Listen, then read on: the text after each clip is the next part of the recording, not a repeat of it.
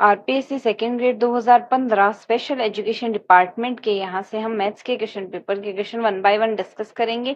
सारे शॉर्ट्स की वीडियो यहाँ से प्लेलिस्ट में आपको मिल जाएगा, बाकी पूरे कंटिन्यूस क्वेश्चन है। तो पहला क्वेश्चन कहता है हमारे पास यहाँ से, इफ यहाँ से अगर देखें तो हम हिंदी में देख लेते हैं। क्वेश्चन ए हमारे पास अंग्रेजी वर्णमाला का एक समुच्चय है, बी उसके व्यंजनों का समुच्चय है।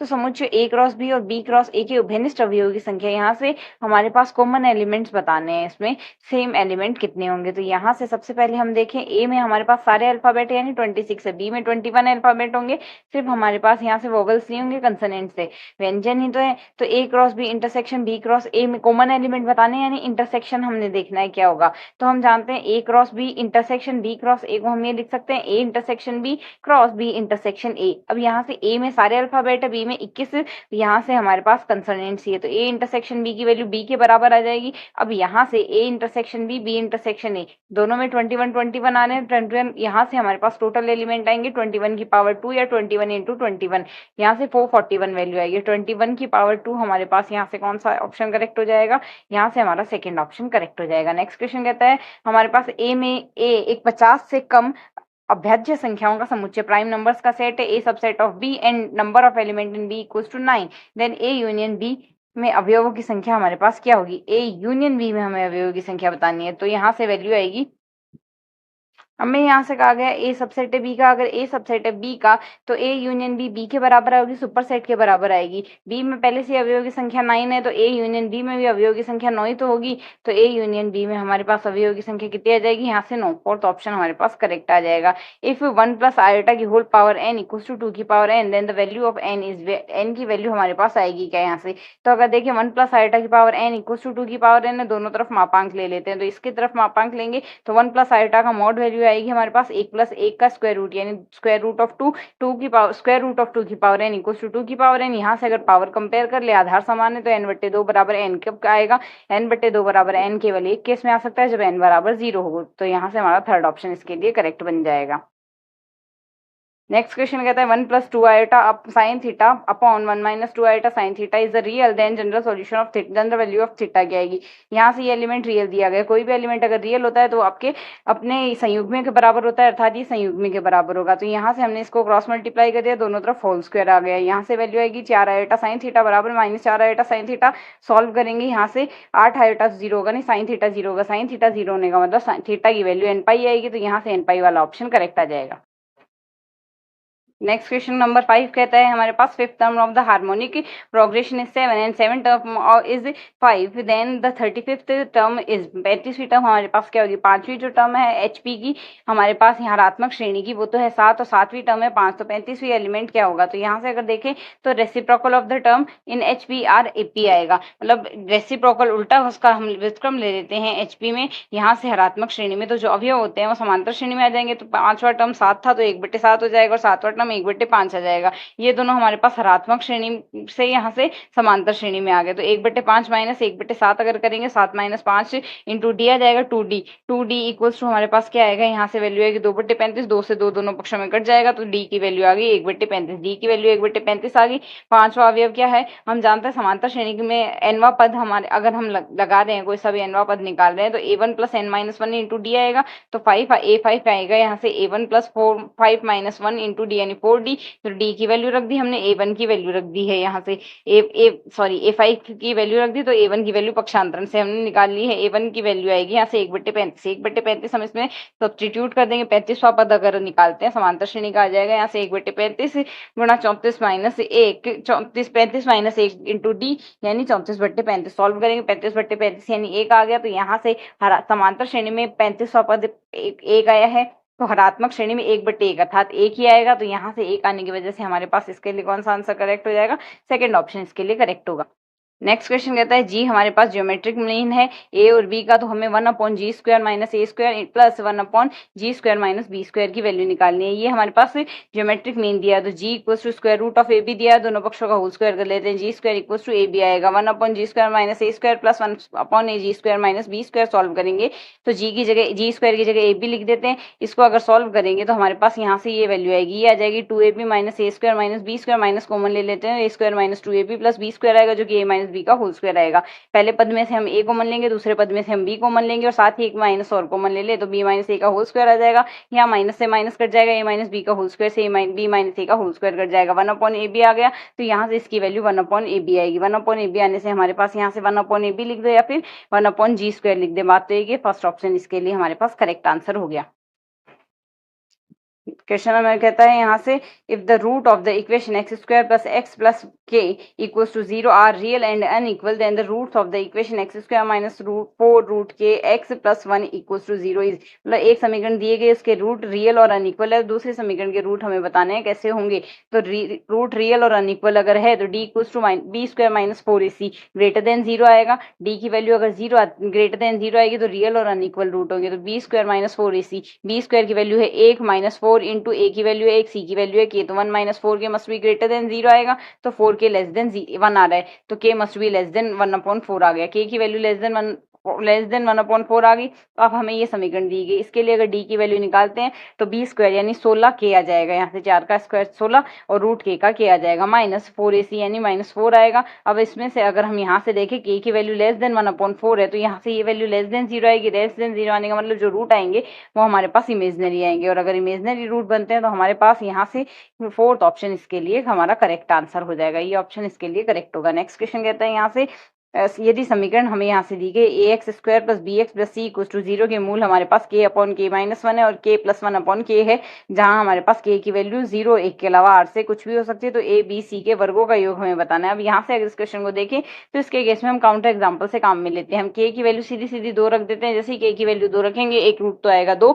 दूसरा रूट आएगा 3/2, तो यहाँ से k माइनस 2 और k माइनस 3/2 इक्वल्स टू 0, ये पॉलिनोमियल बन जाएगा। इसको सॉल्व कर लेते हैं, सॉल्व करने से 2x square minus 7x plus 6 equals to 0 आएगा, मतलब a की वैल्यू 2 आ रही है, b की वैल्यू माइनस 7 आ रही है, c की वैल्यू 6 आ रही है। तो अगर a square plus b square plus c square निकालें वैल्यू 89 आ रही है। अब अगर ऑप्शन से कंपेयर करें हमारे पास चारों में से कोई सा ही ऑप्शन मैच नहीं हो रहा, तो ये क्वेश्चन गलत होना चाहिए, पर आरपीएस ने इसका करेक्ट आंसर दिया है, बट यहाँ से इस प्रोसेस से तो ये क्वेश्चन गलत होगा काउंटर एग्जाम्पल से, चारों में से भी कोई सा भी ऑप्शन हमारे पास मैच नहीं होता है।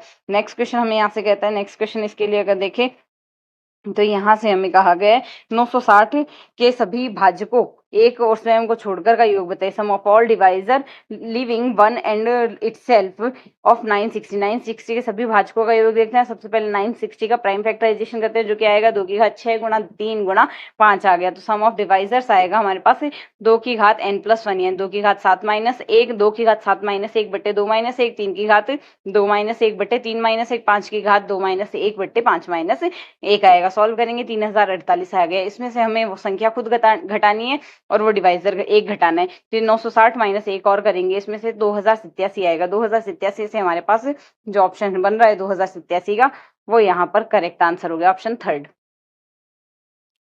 थर्ड यहाँ करेक्ट हो गया।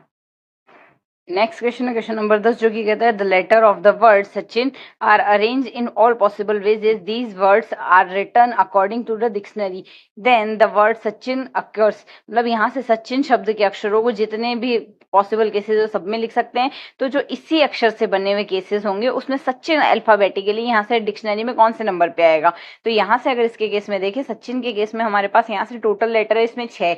अब एस जो है सचिन में एस से शुरू होगा, ये तो एस से शुरू होगा, एस अल्फाबेटिकली यहाँ से इन बाकी लेटर से सबसे लास्ट में आएगा, तो बाकी बचे हुए इन 5 लेटर्स को अगर हम 5 फैक्टोरियल वे में अरेंज कर सकते हैं, मतलब 120 अक्षर तो इनसे बन गए। अब यहाँ से इसके बाद भी हम यहाँ पर अगर देखें तो total number of word starting with these letter, इन अक्षरों से स्टार्ट होने वाले वर्ड, जैसे ए को हम फिक्स रख लें सबसे पहला एलिमेंट ए, बाकी बचे हुए 5 लेटर को 5 फैक्टोरियल तरीके से अरेंज कर सकते हैं, फिर सी को फिक्स रख लें आगे आगे 5 फैक्टोरियल वेज में अरेंज कर सकते हैं। इस प्रकार टोटल 5 लेटर है तो 5 × 120 बराबर टोटल 600 लेटर तो ये हो गए। अब सचिन में अगर हम अल्फाबेटिकली देखें, सचिन में हमारे पास एस से अगर एलिमेंट स्टार्ट हो रहा है, ए अल्फाबेटिकली इन बाकी एलिमेंट से पहले आता है, फिर सी आएगा, फिर एच आएगा, आई आएगा, एन आएगा, ये अल्फाबेटिकली अरेंज है। तो यहाँ से 600 लेटर तो हो गए, सचिन एस से स्टार्ट होने वाला पहला लेटर होगा, जिस वजह से यहाँ से 601वां एलिमेंट हो गया, तो 601वां वर्ड होगा, तो यहाँ से 601 हमारे पास इसके लिए करेक्ट आंसर होगा। नेक्स्ट क्वेश्चन कहता है अगर x बराबर 1/3 है हमारे पास और 1 + 3x की घात 1/3x की घात 100 के विस्तार में कौन सा पद मैक्सिमम आएगा। इसके केस में अगर देखें मैक्सिमम पद कौन सा है, तो हमारे पास यहाँ से टी आर आरवा पद आएगा, एन सी आर, एन की वैल्यू 100 है, 100 सी आर और a की power n minus r, b की पावर आर आएगी, तो b की वैल्यू 3x है, 3x की घात आर होगी, 1 की घात कुछ ही करो 1 ही रहेगा, तो यहाँ से x की जगह 1/3 रखेंगे, 3 से 3 कैंसिल आउट होगा, 100 CR बचेगा, TR की वैल्यू 100 CR होगी। अब अगर हम यहाँ से TR+1 और TR दो क्रमागत अवयव पदों का हम अनुपात देखें तो 100 CR प्लस 1/100 CR आएगा, तो यहाँ से हम जानते हैं 100 CR प्लस 1, इस पद को अगर सरल करें तो ये हमारे पास लिखा जाएगा 100 माइनस आर बट्टे आर प्लस 1, 100 माइनस आर बटे आर प्लस 1 आ गया, 100 CR बटे 100 CR हो गया, 100 CR से 100 CR कैंसिल आउट हो गया। यहाँ से इसकी वैल्यू अगर देखें मैक्सिमम के लिए वैल्यू लेस देन 1 आएगी, अगर लेस देन 1 आती है तो 100 माइनस आर बटे आर प्लस 1 की वैल्यू लेस देन 1 आएगी, क्रॉस मल्टीप्लाई कर देते हैं, 99 की वैल्यू लेस देन 2 आ रहेगी, आर की वैल्यू 49.5 से बड़ी आएगी, मतलब आर की वैल्यू 50 आ गई। अगर आर की वैल्यू 50 होगी तो पद कौन सा आएगा, ये 51वां पद आएगा, अर्थात यहाँ से 51वां पद हमारे पास इसके लिए करेक्ट आंसर होगा, 51th term, option A correct है। क्वेश्चन कहता है हमारे पास 20x² माइनस 9x प्लस 1 का इनवर्स के विस्तार में x² का गुणांक हमें देखना है। इसमें x² का गुणांक देखना है, सबसे पहले अगर हम इसे सरल करें, इसको हम सरल करें, इसका फैक्टराइजेशन करेंगे, 4x माइनस 1 5x माइनस 1 आएगा, इनका इनवर्स आएगा, तो अगर दोनों पदों में से माइनस माइनस कॉमन ले ले तो 1 माइनस 4x का इनवर्स और 1 माइनस 5x का इनवर्स आएगा। इसका प्रसार कर लेते हैं, तो 1 माइनस 4x के इनवर्स का प्रसार आएगा 1 plus 4x plus 16x² and so on, और 1 माइनस 5x का इनवर्स का प्रसार आएगा 1 plus 5x 25x² and so on. x² का गुणांक देखना है, तो यहाँ से अगर 16x² को 1 से गुणा करेंगे तब x² गुणा में आएगा, 25x² को 1 से गुणा करेंगे तब x² गुणा 1 में गुणा में x² आएगा, और 4x को अगर 5x से गुणा करेंगे उसके केस में x² गुणांक आएगा, तो यहाँ से 25 प्लस 16 प्लस 20 हमारे पास 61 आ गया, तो यहाँ से x² का गुणांक हमारे पास क्या बनेगा, x² का गुणांक बनेगा यहाँ से 61 इसके लिए करेक्ट आंसर होगा। नेक्स्ट क्वेश्चन कहता है यहाँ से सारणिक दिया हुआ है, इसके लिए हमने x की वैल्यू बतानी है जो इसको सेटिस्फाई करेगी। सारणी को सरल ही कर लेते हैं, जैसे हम सारणी को सरल करेंगे इसके केस में हमारे पास वैल्यू बनेगी यहाँ से ही, अगर हम यहाँ से देखें प्लस माइनस 1 कैंसिल आउट हो गया, उसमें भी प्लस माइनस 1 कैंसिल आउट हो जाएगा, ये वैल्यू माइनस एक्स आएगी, यहाँ से भी माइनस एक्स आएगी, दोनों को जोड़ देंगे माइनस ऑफ 2x आ गया, और यहाँ से 1 प्लस x² आएगा, 1 प्लस x आएगा, और इसमें अगर सॉल्व करेंगे 1 से 1 कट जाएगा और ये x² प्लस 2x बन गया। यहाँ से अगर हम x और कॉमन लेते हैं तो इसके केस में हमारे पास दोनों में से x कॉमन आएगा, एक्सप्रेशन बनेगा ये, यहाँ से इसको सिंप्लीफाई करते हैं तो x² into x plus 3 equals to 0 आएगा, तो यहाँ से दो तो रूट आ रहे हैं 0 0 और एक रूट आ रहा है -3, दो रूट तो आ रहे हैं हमारे पास यहाँ से 0 0 और एक रूट आ रहा है -3, यानी थर्ड ऑप्शन हमारे पास इसके लिए करेक्ट आंसर बनेगा। नेक्स्ट क्वेश्चन कहता है हमारे पास अगर हमारे पास ए कोई भी ए का एक n क्रम का व्युत्क्रमणीय वर्ग मैट्रिक्स है तो adjoint of A equals to क्या आएगा, एडजॉइंट ऑफ ए इसमें एडजॉइंट ऑफ ए बनेगा a की पावर n-1 इंटू ए की पावर n-1 इंटू ए बनेगा एडजॉइंट ऑफ ए। क्वेश्चन कहता है हमारे पास 15 if tan theta cot plus cot theta equals to 1 then tan की पावर 8 प्लस कोट की पावर 8 इज।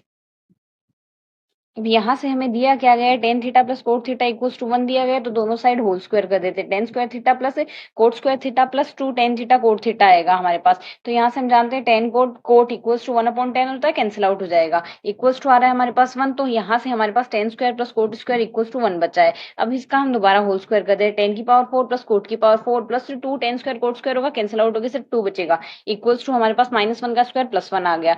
अब यहाँ से हमारे पास बन रहा है tan की घात 4 प्लस कोट की घात 4 बराबर -1, इसका दोबारा होल स्क्वायर कर दे, tan की पावर 8 प्लस कोट की पावर 8 प्लस 2 बराबर 1 आ जाएगा हमारे पास, तो यहाँ से हमारे पास tan की घात 8 प्लस कोट की घात 8 बराबर माइनस का 1 आ रहा है, -1 आने से हमारा सेकंड ऑप्शन इसमें करेक्ट आंसर हो गया। नेक्स्ट कहता है यहाँ से if z equals to x plus iota y is a complex number in which x and y are integer area of the rectangle whose vertex points are given by the equation z bar cube plus z bar z cube equals to 350 it as follows। तो यहाँ से हमें इसकी value निकालनी है, z bar cube plus z bar z cube equals to 350 दिया हुआ है, तो हम जानते हैं z bar की वैल्यू x² प्लस y² आती है, तो z bar इसमें भी है और z bar इसमें भी है, x² प्लस y² हमारे पास कॉमन आ जाएगा, यहाँ से बचेगा हमारे पास z bar का स्क्वायर बचा है, z bar का स्क्वायर आएगा x माइनस आइटा y का होल स्क्वायर, यहाँ से बचेगा z का स्क्वायर यानी x प्लस आइटा y का होल स्क्वायर इक्वल्स टू 350 आएगा, सिंप्लीफाई कर लेते हैं, x² प्लस x² आएगा यहाँ से, और इसमें 2ab और -2ab तो आपस में कैंसिल आउट हो गए, तो यहाँ से वैल्यू बचेगी 2x² -2y² इक्वल्स टू 350। अब क्वेश्चन के अकॉर्डिंग 2 को कॉमन निकाल के 175 कर देंगे। 175 के फैक्टर करते हैं तो 25 गुना 7 आएगा। तो अगर x square plus y square बराबर हम 25 रखते हैं तो एक्स की वैल्यू हमारे पास हम 4 या प्लस माइनस 4 मान सकते हैं, वाई की वैल्यू प्लस माइनस 3 मान सकते हैं। तो शीर्षों की अगर बात करें, एक तो 4 3 आ जाएगा, माइनस 4 3 माइनस 4 माइनस 3 4 माइनस 3 आएगा। तो जो लंबाई आएगी 4 और माइनस 4 के बीच की 8 होगी, और चौड़ाई आएगी जो 3 और माइनस 3 के बीच की 6 आ गई। तो लंबाई गुना चौड़ाई हमारे पास यहाँ से क्षेत्रफल हो जाएगा, अर्थात यहाँ से 8 गुना हमारे पास क्या वैल्यू आ गई, 8 गुना 6 हमारे पास यहाँ से आ गया 48। इसका आंसर आ गया। क्वेश्चन कहता है हमारे पास यहाँ से क्वेश्चन नंबर है 17, थीटा की वैल्यू 0 से पाई अपॉन 2 के बीच में cosec theta plus m minus 1 pi upon 4 pi cosec theta plus m pi upon 4 equals to 4√2 है। तो इसका हमारे पास हल होगा। तो यहाँ से अगर हम इसको सॉल्व करें, यहाँ से हमारे पास ये इक्वेशन ये वैल्यू है। तो यहाँ पर अगर हम देखें कोसेक को हम लिख सकते हैं 1/sin में हमने लिख दिया है। अब यहाँ से इसको हमने सॉल्व करने के लिए 1/sin a sin b है हमारे पास। यहाँ से इसको हमने सॉल्व करने के लिए अंश और हर में sin पाई बटे 4 का गुणा और sin पाई बटे 4 का भाग कर दिया। अब जैसे कि अगर हम यहाँ से देखें थीटा थीटा कट जाएगा, m पाई अपॉन 4 से m पाई अपॉन 4 कट जाएगा, तो यहाँ से सिर्फ पाई अपॉन 4 बचेगा। पर इसको हमने सिंप्लीफाई करके यहाँ से बट्टे वाली राशि के फॉर्मेट में लिखा है। अब बट्टे वाली राशि में अगर हम देखें तो इसका अब अलग अलग भाग दे देंगे, तो साइन एक साइन से तो एक साइन कट जाएगा और 1 अपॉन हमारे पास यहाँ से क्या बचेगा, इसको अगर हम सॉल्व करते हैं sign A cos B cos A sine B, sign A minus B है तो sign A cos B minus cos A sine B आएगा। तो कोस ए अपॉन हमारे पास बच रहा है यहाँ से sine A cos A upon sine A cot A बचेगा यहाँ से। जैसे ये एम पाई अपॉन 4 वाली वैल्यू तो आपस में कैंसिल आउट होगी, इसमें साइन के अपॉन कोस के अपॉन में ये वैल्यू बची है तो ये कोट में चलेगी रेस्पेक्टिवली। अगली वैल्यू भी हमारे पास कोट में चली जाएगी, इसको हम सिंप्लीफाई करेंगे। और अपॉन में साइन पाई अपॉन 4 बचा है, साइन पाई अपॉन 4 की वैल्यू 1/√2 है। तो 1/√2 को तो क्रॉस मल्टीप्लाई कर देंगे, 4√2 से गुणा होगे 4 दूनी हमारे पास आ जाएगा। यहाँ पे क्रॉस मल्टीप्लाई होगा, √2 से √2 कट जाएगा, 4 आएगा। यहाँ से ये वैल्यू आ रही है। अब इसको प्रसारित कर लेते हैं, एम की यहाँ से एम की वैल्यू -1 से स्टार्ट करेंगे, सॉल्व करते हैं तो यहाँ से एक्सप्रेशन बन रहा है। अब अगर ये एक्सप्रेशन हमारे पास बनता है तो इसके केस में हमारे पास एक तो कोट थीटा आ रहा है, इसको इनको अगर देखें ये दोनों आपस में कैंसिल आउट हो गए और एक लास्ट वैल्यू बचेगी, मतलब plus minus second first second इसमें चल रही ये टेलीस्कोपिक सीरीज बनेगी। अगले टर्म से पहली टर्म कट जाएगी, एक लास्ट वैल्यू बचेगी। तो इसकी वैल्यू 4 के इक्वल आ रही है। अब हम जानते हैं tan 3 पाई अपॉन 2 प्लस थीटा को हम tan थीटा लिख सकते हैं माइनस में, तो माइनस माइनस प्लस हो जाएगा। Cot theta plus tan theta की वैल्यू 4 आ रही है। tan थीटा से पूरी इक्वेशन को मल्टीप्लाई कर देते हैं, तो tan square theta minus 4 tan theta और इसका 4 का पक्षांतरण कर दिया था, प्लस 1 आएगा, कोट थीटा से मल्टीप्लाई होकर इक्वल टू 0। तो ये tan थीटा माइनस 2 का होल स्क्वायर इक्वल टू 3 आएगा। तो यहाँ से फैक्टर देखते हैं, प्लस माइनस √3 के इक्वल होगा, तो एक बार +3 के साथ लिख दिया और एक बार -3 के साथ लिख दिया। अब tan थीटा की वैल्यू या तो 2 माइनस √3 आएगी या फिर tan थीटा की वैल्यू 2 प्लस √3 आएगी। तो इसके केस में थीटा की वैल्यू पाई बट्टे 12 या 5 पाई बट्टे 12 आएगी। पाई बट्टे 12 और 5 पाई बट्टे 12 में से अगर हम यहाँ से देखें तो हमारा कौन सा ऑप्शन करेक्ट हो गया, पाई बट्टे 12 या 5 पाई बट्टे 12, थर्ड ऑप्शन इसका करेक्ट आंसर होगा। क्वेश्चन नंबर 18 कहता है in a triangle ABC angle C equals to 90 angle theta equals to A minus B then A equals to tan of A equals to tan A की value निकालनी है। A की value अगर 60 ले ले और B की वैल्यू अगर 30 ले ले तो थीटा की वैल्यू A माइनस B आएगी which is equals to 30 degree आएगी। tan A की वैल्यू हमारे पास tan 60 which is equals to √3 आएगी। अब ऑप्शन में 1/1 A B और थीटा की वैल्यू थीटा और बी की वैल्यू रख के देख लेते हैं। फर्स्ट ऑप्शन से 4/√3 आएगी, सेकंड ऑप्शन से 2/√3 आएगी। तो इसका मतलब यहाँ से ये दोनों तो tan A की वैल्यू होगी नहीं, तो ए और बी तो हमारे पास यहाँ से डिस्कार्ड हो गए, सी और डी करेक्ट हो रहे हैं। तो अब इसके लिए हम यहाँ से दूसरा काउंटर एग्जाम्पल लेते हैं। अब यहाँ से ए और बी दोनों की वैल्यू 45 डिग्री एज्यूम कर लेते हैं। जैसे दोनों की वैल्यू 45 डिग्री एज्यूम करेंगे तो यहाँ से हमारे पास इसके लिए वैल्यू क्या आ जाएगी, इसके लिए हमारे पास वैल्यू बनेगी theta equals to 0 degree. Theta 0 आने से tan A का मान हमारे पास 1 हो गया, tan A का मान 1 होने से हमारे पास सीधा सीधा हमारा कौन सा ऑप्शन करेक्ट हो गया, ऑप्शन सी यहाँ से करेक्ट आंसर होगा। बाकी ऑप्शन हमारे पास यहाँ से डिस्कार्ड हो गए हैं। नेक्स्ट क्वेश्चन कहता है the period of sine pi upon n minus 1 into theta और cos pi upon n into theta के लिए हमें पीरियड बताना है। तो अगर इसके लिए हमें पीरियड बताना है तो हम जानते हैं साइन थीटा साइन nx और साइन nx या कोस nx का हमारे पास जो पीरियड होता है 2π/n आता है यहाँ से। तो यहाँ से पहले में हमारे पास n की जगह क्या दिया हुआ है, π/n-1, तो इसका पीरियड आएगा पाई अप 2π/n-1, n-1 ऊपर चला जाएगा, पाई से पाई कैंसिल आउट हो जाएगा। तो यहाँ से वैल्यू बची 2 × n-1 रिस्पेक्टिवली। दूसरे में आएगी हमारे पास 2π/n आएगा, पाई से पाई कैंसिल हो गया, 2n आ गई वैल्यू। अब दोनों में हमारे पास 2 तो कॉमन आ गया, इनका एलसीएम लेना है। अगर दो अलग अलग फंक्शन है, प्लस में हमें दिया गया प्लस या माइनस में, तो इनका जो पीरियड आएगा उनके एलसीएम के बराबर आएगा। 2 कॉमन आ गया, n × n-1 और बचा, तो इसका पीरियड हमारे पास हो जाएगा 2 × n into n minus one, first option इसके लिए करेक्ट हो गया। नेक्स्ट क्वेश्चन हमें यहाँ से कहता है, यहाँ से if a sides of A B C are in A P then tan A upon two, tan B upon two और टेन सी अपॉन टू के बारे में हमें बताना है। तो इसके केस में अगर हम यहाँ से देखें ए बी सी हमें एपी में दिया गया है, तो S A minus A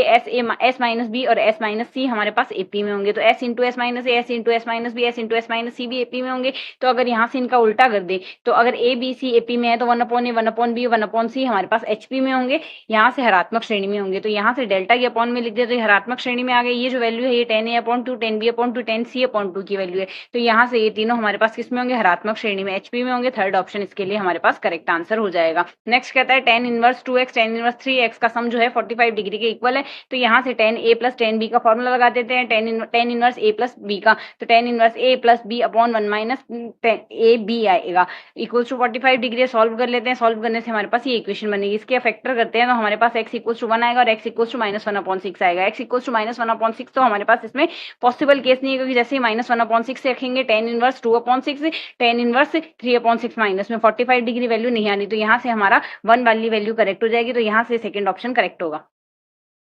question number 22 हमारे पास यहाँ से कहता है द वैल्यू ऑफ p, मतलब p का वह मान बताना है जिसके लिए हमारे पास sum of the square of the roots of this equation X square minus P minus two into x minus P plus one is minimum. मतलब यहाँ से इस समीकरण के जो मूलों का वर्ग है उसका योग हमारे पास न्यूनतम आना चाहिए। तो सबसे पहले यहाँ से हम देखें तो मूलों का योग हमारे पास क्या होगा, यहाँ से A X square plus B X plus C equal to zero से अगर तुलना करें मूलों का योग आता है हमारे पास B upon A minus of B upon A और मूलों का गुणन आता है सी अपॉन ए। तो उससे अगर हम तुलना करके लिखें तो अगर मूल अल्फा और बीटा मान लें तो अल्फा बीटा का योग आएगा पी माइनस टू और अल्फा इंटू बीटा आएगा वन माइनस पी। तो अगर मूलों का वर्ग करें alpha square plus beta square को हम लिख सकते हैं अल्फा प्लस बीटा का whole square minus two alpha beta. Value substitute कर देते हैं तो ये आ जाएगी पी माइनस टू का whole square minus two into one minus p आएगा। सॉल्व करेंगे तो यहाँ से हमारे पास वैल्यू बनेगी P square minus to P plus two, तो पी माइनस वन का होल स्क्वायर प्लस वन आएगा। तो यहाँ से अगर देखें इसका रूट हमारे पास मिनिमम का आएगा, मिनिमम तब आएगा जब हमारे पास ये होल स्क्वायर वाली वैल्यू जीरो होगी, होल स्क्वायर वाली वैल्यू जीरो होगी, क्योंकि इसकी वैल्यू तो हमेशा पॉजिटिव ही आएगी। तो या तो पॉजिटिव आएगी तो मिनिमम वैल्यू जीरो आ सकती है। जीरो वैल्यू कब आएगी, जब पी इक्वल टू वन होगा। पी इक्वल टू वन पे हमारे पास यहाँ से इसका वैल्यू मिनिमम आएगी। फोर्थ ऑप्शन इसके लिए करेक्ट हो गया। नेक्स्ट कहता है x plus y minus one equal to zero, x y equal to zero से बनने वाले त्रिभुज का केंद्रक हमारे पास क्या होगा। इसका केंद्रक हमें बताना है तो x y equal to zero में या तो एक्स जीरो आएगा या वाई जीरो आएगा, या फिर दोनों जीरो आ सकते हैं। जैसे एक्स जीरो रखेंगे उस समतल हमारे पास जो equation x plus y equal to one दिया हुआ है, तो एक्स इक्वल टू जीरो रखने से वाई इक्वल टू वन आएगा और वाई इक्वल टू जीरो रखने से एक्स इक्वल टू वन आएगा। एक आएगा जीरो जीरो, इनके ये पॉइंट ऑफ इंटरसेक्शन है हमारे पास। तो इन तीनों बिंदुओं से जाने वाले केंद्रक का निर्देशांक होगा x one plus x two plus x three बट्टे तीन, y one plus y two plus y three बट्टे तीन। मतलब यहाँ से सॉल्व करने पर एक बट्टे तीन यहाँ से इसके अंदर का निर्देशांक बनेगा। इसका थर्ड ऑप्शन हमारे पास करेक्ट हो गया। नेक्स्ट कहता है एक्स प्लस वाई बराबर दो और x y equal to zero से बनने वाले त्रिभुज का अंतर केंद्र हमें बताना है। तो यहाँ से इस क्वेश्चन में कोई भी ऑप्शन करेक्ट नहीं हो रहा, बट आरपीएससी ने करेक्ट आंसर दिया है।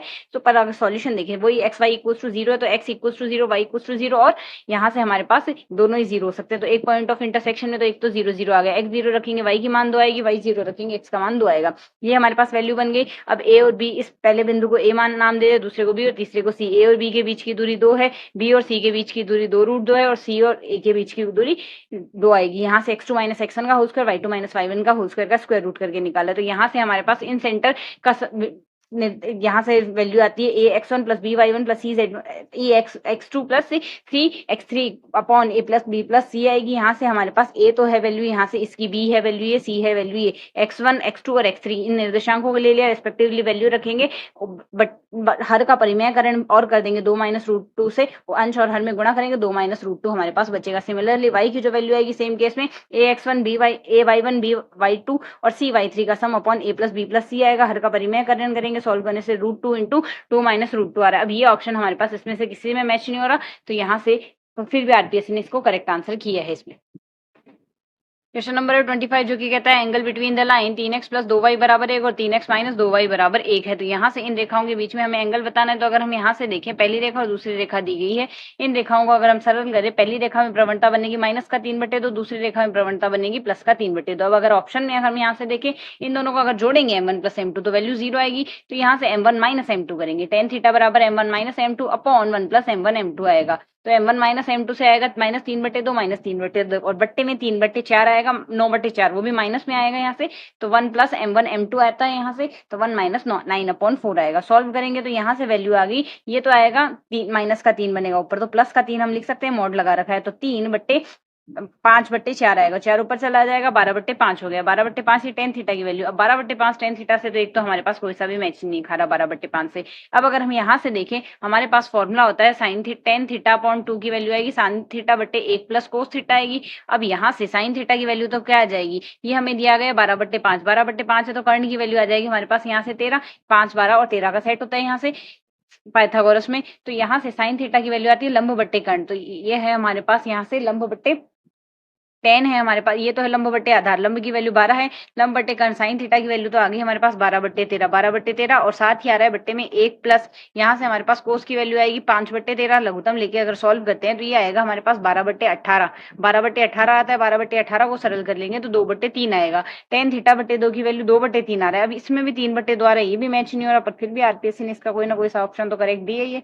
तो यहाँ से इनमें से कोई सा भी ऑप्शन हमारे पास अभी भी करेक्ट नहीं बन रहा है। नेक्स्ट क्वेश्चन अगर देखें, नेक्स्ट क्वेश्चन में हमारे पास यहाँ से वैल्यू कहती है, ये रहा, इसमें हमें एरिया निकालना है, area of parallelepiped formed by the lines. पहली लाइन दी है y बराबर 5x, दूसरी दी गई y बराबर 5x प्लस 1, तीसरी दी गई y बराबर 4x और चौथी लाइन दी गई y बराबर 4x प्लस 1। तो इसको अगर हम सॉल्व करते हैं, यहाँ से अगर हम देखें तो ये चारों रेखाएं हमने देख ली, अगर देखा वो ax plus by plus c, एक में मान लेते हैं c1 और एक में मान लेते हैं d1, दो रेखाएं हैं, जैसे इसमें हमारे पास एक में आएगा c1, दूसरे में आएगा d1 रिस्पेक्टिवली, इसमें c2 और इसमें d2 मान लेते हैं कांस्टेंट वैल्यू को, बाकी a1x प्लस b1y है। तो यहाँ से हमारे पास C1 फॉर्मूला एरिया निकलेगा पैरेललोपाइड का C1 minus D1 into C2 minus D2 respective, ये रेखाएं समांतर है, इसमें C1 minus D1 C2 minus D2 इन दोनों समांतर रेखाओं के बीच की दूरी बट्टे A1 B2 minus A2 B1 आएगा। वैल्यू सब्स्टिट्यूट कर देते हैं, A1 A2 B1 B2 की, यहाँ से हमारे पास क्षेत्रफल आ गया 1, क्योंकि यहाँ से A1 की वैल्यू तो आ रही है इसमें हमारे पास C1 की वैल्यू 0, इसमें C1 की वैल्यू 1, इसमें C1 की वैल्यू 0, इसमें 1 आ रही है, रेस्पेक्टिवली A की वैल्यू आ रही है यहाँ से हमारे पास 5 और B की वैल्यू -1 आएगी। सिमिलरली 4 और -1, तो यहाँ से क्षेत्रफल बनेगा हमारे पास 1 स्क्वायर यूनिट, तो फर्स्ट थर्ड ऑप्शन करेक्ट होगा। क्वेश्चन नंबर 27 कहता है हमारे पास यदि बिंदु P बराबर P x y बिंदु एक बिंदु तो दिया गया a plus b b minus है और दूसरा बिंदु B दिया हुआ है a minus b a plus b से सम दूरी पर स्थित है, तो P कौन सी सरल रेखा पर स्थित होगा, P हमें कौन सी लाइन पर स्थित होगा ये बताना है। तो इसमें अगर हम यहाँ से देखें, हमारे पास दोनों बिंदुओं से समान दूरी पर स्थित है XY बिंदु, दो बिंदुओं के बीच की दूरी अगर x1 y1 x2 y2 अगर है तो x2 माइनस x1 का स्क्वायर y2 माइनस y1 के स्क्वायर का स्क्वायर रूट आएगा। तो यहाँ से जो बिंदु आएगा वो बनेगा x minus A plus B का whole square plus y minus B minus A का होल स्क्वायर रेस्पेक्टिवली ये आएगा। अगर इसको हम सरल कर लेते हैं, सरल करके हमने इस फॉर्मेट में लिख दिया, होल स्क्वायर भी कर लिया था साथ ही, तो आगे और सरल करें, ये वैल्यू आएगी पूरे समीकरण में 2 से भाग दे देंगे, इसको सिंप्लीफाई करते हैं तो हमारे पास यहाँ से ये वैल्यू आएगी, तो 2xb minus 2ay equal to 0, यानी bx minus ay equal to 0, bx minus ay equal to आएगा हमारे पास यहाँ से bx minus ay equals to 0। तो यहाँ से हमारे पास ये ऑप्शन हमारा फर्स्ट ऑप्शन करेक्ट आएगा। नेक्स्ट क्वेश्चन कहता है x plus t into x2 minus x1 y1 plus t into y2 minus y1 divides internally the line joining the points x1 y1 x2 y2, then t की value बतानी है। अब अगर हम यहाँ से t इक्वल्स टू 0 रिप्लेस करते हैं, जैसे हम t इक्वल्स टू 0 रिप्लेस करेंगे, ये हमारे पास जो रेखा है इसी रेखा में हम देख लेते हैं, t इक्वल्स टू 0 रखने पर ये हम पूरा ही टर्म 0 में गया, यानी x1 आ गया, यहाँ से पूरा टर्म 0 में गया, y1 आ गया, तो x1 y1 आ गया बिंदु का निर्देशांक रेस्पेक्टिवली। अगर हम यहाँ से t की वैल्यू 1 रखते हैं तो यहाँ से x1 से x1 घट जाएगा, x2 y2 आ गया, मतलब t इक्वल्स टू 0 रखने पर तो हमारे पास x1 y1 बिंदु आ रहा है जो कि ये है, t इक्वल्स टू 1 रखने पर x2 y2 बिंदु आ रहा है, तो मतलब t का जो मान है 0 से 1 के बीच में ही होगा, अगर इंटरनली डिवाइड कर रहा है तो यहाँ से हमारा थर्ड ऑप्शन बेसिक कंसेप्ट से सही होगा। नेक्स्ट क्वेश्चन कहता है क्वेश्चन नंबर 29, जो कि कहता है if 2 points A and B lie on the line 3x plus 4y plus 40 बराबर 0 equidistance 10 units from the origin, then the area of triangle OAB का हमें क्षेत्रफल फाइंड आउट करना है, एरिया ऑफ ट्राइंगल OAB। तो यहाँ से जो 0 0 है, 0 0 से हम रेखा 3x प्लस 4y प्लस 40 बराबर 0 की लंबवत दूरी अगर देखें तो x की जगह 0 रखेंगे, y की जगह 0 रखेंगे, अपॉन में a square plus b square करेंगे, यानी 3 का स्क्वायर प्लस 4 का स्क्वायर रूट सॉल्व करते हैं, वैल्यू आएगी हमारे पास यहाँ से 8। तो लेट द मिड पॉइंट अगर हम यहाँ लेते हैं, हमारे पास ये रेखा है, इससे लंबवत दूरी हमने इस तरीके से निकाली, जब लंबवत दूरी निकाली तो वो लंबवत भी है हमारे पास, यहाँ से लंबवत दूरी निकालिए, लंब है तो यह हम जानते हैं समकोण त्रिभुज में हमारे पास अगर ये लंब होता है तो उसके केस में ये हमारे पास इसमें समकोण अगर बनाता है तो ये मध्य बिंदु में बनाएगा, तो इसका जो मिड पॉइंट आएगा, मिड पॉइंट में पाइथागोरस प्रमेय निकाल देते हैं। तो ये प्रॉपर दूरी हमें 10 दी गई है, ये दूरी हमारे पास 8 आ गई, तो हमें ये दूरी और देखनी है, तो ये दूरी निकालने का तरीका हमारे पास d होगा, x square plus D square, आधार का स्क्वायर प्लस लंब का स्क्वायर बराबर कर्ण का स्क्वायर आएगा, सॉल्व करते हैं तो x की वैल्यू आ गई हमारे पास 36, x square x equals to 6 आ गया, तो ab की वैल्यू 12 होगी। टोटल दूरी यहाँ से 1/2 गुना आधार गुना ऊंचाई, आधार 8 है, ऊंचाई 12 है, तो इसके केस में हमारे पास ओवरऑल क्षेत्रफल आ गया 48 हमारे पास यहाँ से इस क्वेश्चन का करेक्ट आंसर बनेगा, जो कि यानी हमारे पास इसके केस में ऑप्शन ही नहीं है। नन ऑफ दीज इसमें करेक्ट हो जाएगा, फोर्थ ऑप्शन करेक्ट होगा। क्वेश्चन नंबर 30 हमें कहता है x square plus y square minus 14x plus 2y plus 25 बराबर 0 पर मूल बिंदु से खींची गई दो स्पर्श रेखाओं के मध्य हमें कोण बताना है। तो मूल बिंदु से रेखाएं खींची जा रही है, तो अब अगर हम यहाँ से देखें, ये हमारा मूल बिंदु हो गया, इससे हमने स्पर्श रेखाएं खींची है, पहली रेखा तो ये, दूसरी रेखा ये, और यहाँ से ये केंद्र को मिला देते हैं। तो यहाँ से एक रेखा ये होगी, हम जानते हैं स्पर्श रेखा से केंद्र से खींची गई, केंद्र से अगर किसी त्रिज्या को मिलाते हैं उस पर लंबवत होती है, 90 डिग्री का एंगल होगा, ये 90 डिग्री का एंगल होगा। तो हमारे पास अगर हमारी समीकरण ये है x square plus y square minus 14x plus 2y plus 25 बराबर 0, तो पहले तो इसका पूर्ण वर्ग बना लेते हैं। X square minus 14x, x का गुणांक 14 है, 14 का आधा 7 होगा, 7 का वर्ग 49 जोड़ देते हैं दोनों पक्षों में रेस्पेक्टिवली। यहाँ 2 का गुणांक 2 है, y का गुणांक 2 है, आधा होगा 1, 1 का वर्ग यानी 1 दोनों पक्षों में जोड़ देते हैं। माइनस 25 का हमने 25 का पक्षांतरण कर लिया था, तो x माइनस 7 का स्क्वायर प्लस y प्लस 1 का होल स्क्वायर बराबर 25 आएगा। तो यहाँ से मूल बिंदु और यहाँ से इस केंद्र आएगा 7, 1 और 0, 0 के बीच की दूरी हमारे पास क्या आएगी, d इक्वल्स टू 7 माइनस 0 का होल स्क्वायर प्लस माइनस का 1 माइनस 0 का होल स्क्वायर। सॉल्व करेंगे, माइनस 50 आएगा, 50 का स्क्वायर रूट 5 रूट 2 आ गया।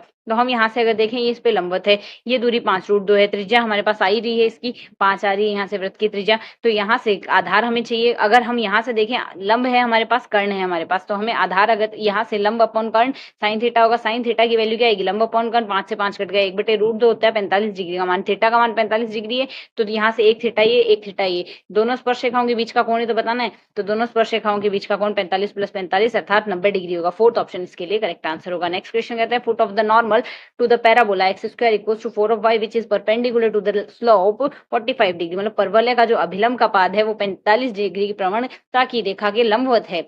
तो यहाँ से उसके निर्देशांक होंगे foot of the normal, foot of the normal के निर्देशांक फाइंड आउट करें तो एक्स स्क्वायर बराबर 4y है, दोनों पक्षों का अवकलन कर दें, dy अपॉन dx आएगा x/2। ये हमारे पास स्पर्श रेखा की प्रवणता होगी, स्पर्श रेखा की प्रवणता है तो अभिलंब की प्रवणता इसकी आएगी, स्पर्श रेखा की प्रवणता गुणा अभिलंब की प्रवणता, दोनों लंबवत होती है तो -1 वैल्यू आती है। सिंप्लीफाई करके यहाँ से अभिलंब की प्रवणता आ गई माइनस का 2/x, इसका उल्टा लिख दिया, माइनस का साइन लगा दिया।